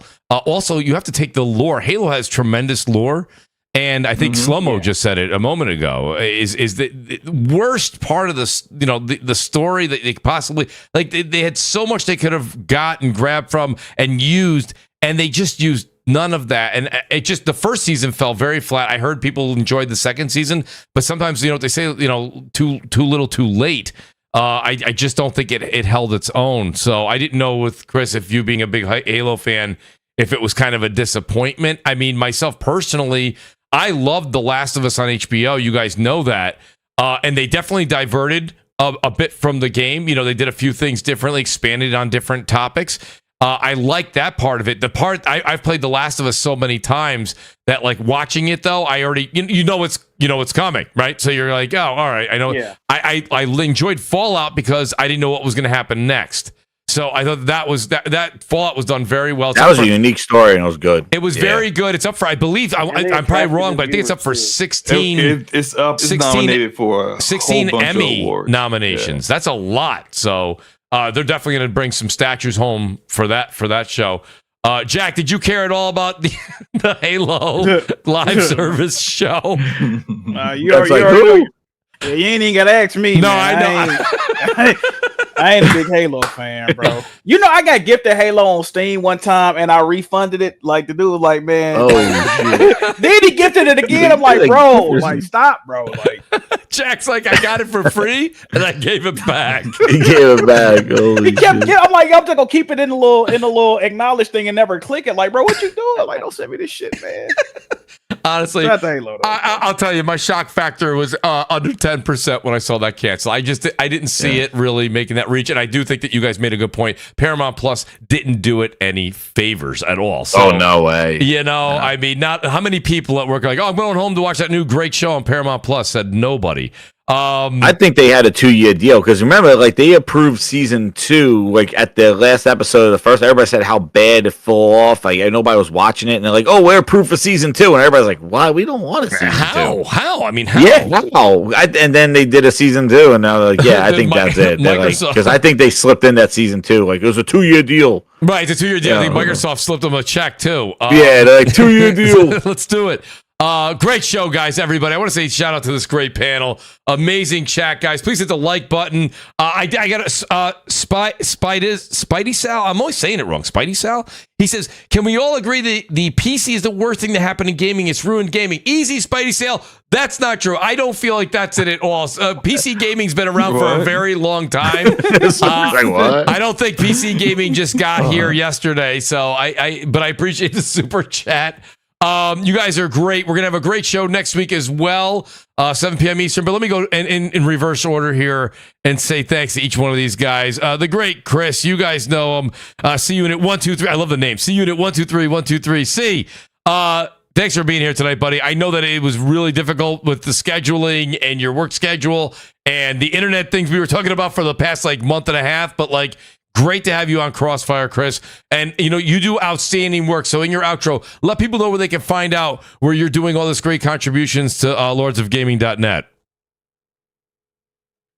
Just want to say, great for having me on, Mooch. Like I said, been following you since 2017, 2018. Appreciate that. Me and my daughter used to watch MNC in the mornings. If anybody ever yes, remembers that show, Wake Up with Me and Crap. That's intros of all time. Appreciate that. That was a lot of fun to record. It really was. But yeah, let people know. Let people know about Lords of Gaming. Yes. Yeah. See you at 123 or see you at Chris Jones. It's wherever the social media platform would allow me to have my name. And senior writer, co-community manager for lordsofgaming.net. We have an interesting lineup of talent over there, and it's not like just the normal IGNs or Game Rant and all that stuff. We cover the news that we talked about tonight, but we have a diverse lineup of people. And one of the things I like to do the most, as Mooch and Slow-Mo know, they both participated in some of my previous content, is I like to do a whole bunch of community-based stuff. I like to bring people in and try to unite the community a little bit more. Like Mooch said, I do like Xbox, but I do play PlayStation, Nintendo, and I am a VR guy. VR is good. Yes. Look forward to doing more community stuff. I have a couple things planned. I'll be contacting probably Slow-Mo Mooch towards the end of the year to try to get them involved in this one thing I got planned. But I just like to relate to people on a human basis instead of just talk about all the big news that you can get anywhere, IGN and all that stuff. That's right. I'll save that for the better writers, where I can show that I'm just a normal guy talking to normal people on the internet. So please check us out, lordsofgaming.net, and I'll talk to you guys soon. Appreciate that, Chris. Guys, go over and check him out on lordsofgaming.net. Honestly, he does put a great human element to how people got into gaming, what games they play, why they play those types of games, and how they kind of got into that, whether it be family-based or it was just, like you say, some people in the military out there and they're playing games and how they connected with other people across the world on Xbox Live or PlayStation or even on PC. So, Chris, outstanding work that you do on your part. Keep doing what you're doing. I'll always help you out when you ask. So I appreciate you being here tonight. The great Jack Move Johnny. You guys know Jack. Jack, honestly, love your takes, man. As you could tell, I know you said you were getting back into streaming. Please do me a favor. Please do that. The people need to know, and the people need to show up. Let them know where they can find you, Jack. And as always, thanks for being here tonight. Yes, sir. Appreciate y'all, man. I was glad I was able to contribute to the conversation. I know I was having internet issues. Twitch, YouTube, Twitter, where else? PSN, Jack Move Johnny. Y'all know how to get in touch with me, man. And shout out to the viewers, shout out to the panel. Good podcast. Thank you, Jack. I appreciate that. The great Jez7780. Jez, I know that sometimes you're taking care of the family. You're doing right? You're feeding the kids. You're doing all this nice. Say, Mooch, I'll get there as soon as I can at 7 p.m. Eastern. Jez, great to have you here tonight, buddy. As always, grind my gears. I knew tonight's topics. I was like, man, I asked you to be on the show earlier in the week as well. And I'm like, man, was this the perfect week for Jez? Especially with these topics. No, thank you. I really appreciate it. And I know it's been so crazy, like the timing. I just said to the kids, I was like, go to bed. I got a show to do. That's why I told them to go to bed. But yeah, I'm so glad I stay and hang out with everybody. Yo, awesome show, awesome panel, man. I love talking with everybody. It's so great.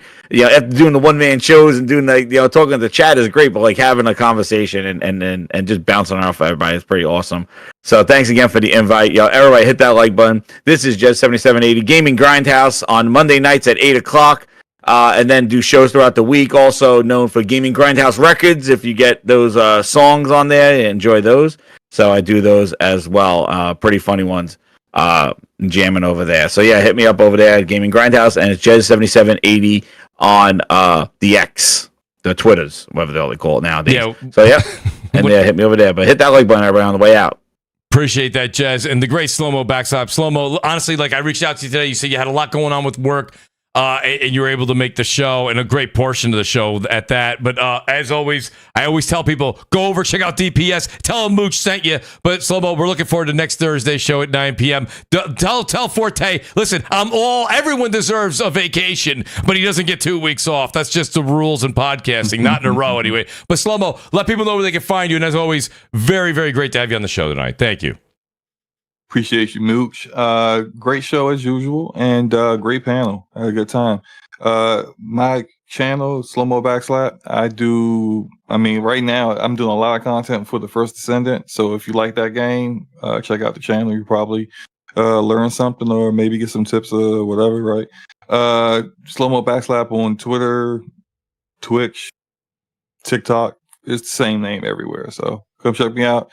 Hope you guys have a great weekend and enjoy your games, man. Appreciate that, Slow-Mo. A couple shout outs to people that were here, had to leave earlier. Shout out to the great Death Singer. You guys know he'll be back either next week or the week after. The great Death Singer, everybody who was with us, he had to drop out a bit early. Brap couldn't make it tonight. Hopefully he's back next week. He's doing a lot of baseball out there. That's at Brap_podcast, and he goes live every Wednesday at 9 p.m. Eastern. And Mag, who was with us earlier, middle-aged game guy. Shout out to Mag. He is the co-host of the XNC podcast. With Colt. Go over and check him out on Monday nights as well, and follow him over on Twitter, or as Jez said, now known as X. That being said, guys, please hit the like button on the way out. Hit the subscribe button if you don't already. Thanks again to the great MASH for all the gifted memberships. 40 memberships gifted tonight. I can't say thank you enough. That means the world to me, MASH. I hope to see you next Thursday in the chat along with everybody else. We're going to be playing some Concord this weekend. And Slow-Mo's been talking about it, and I've been doing my homework. I think I'm going to download the first Descendant myself and give it a shot. It looks very good. It's Destiny-esque, and I just like the way the direction of that game's going, and I think it's got good feedback. That being said, we'll talk this weekend. Maybe we'll be on Twitch. Not really sure, but we'll definitely be back next Thursday. Please hit the like button on the way out, and we'll see you guys next week. Good night.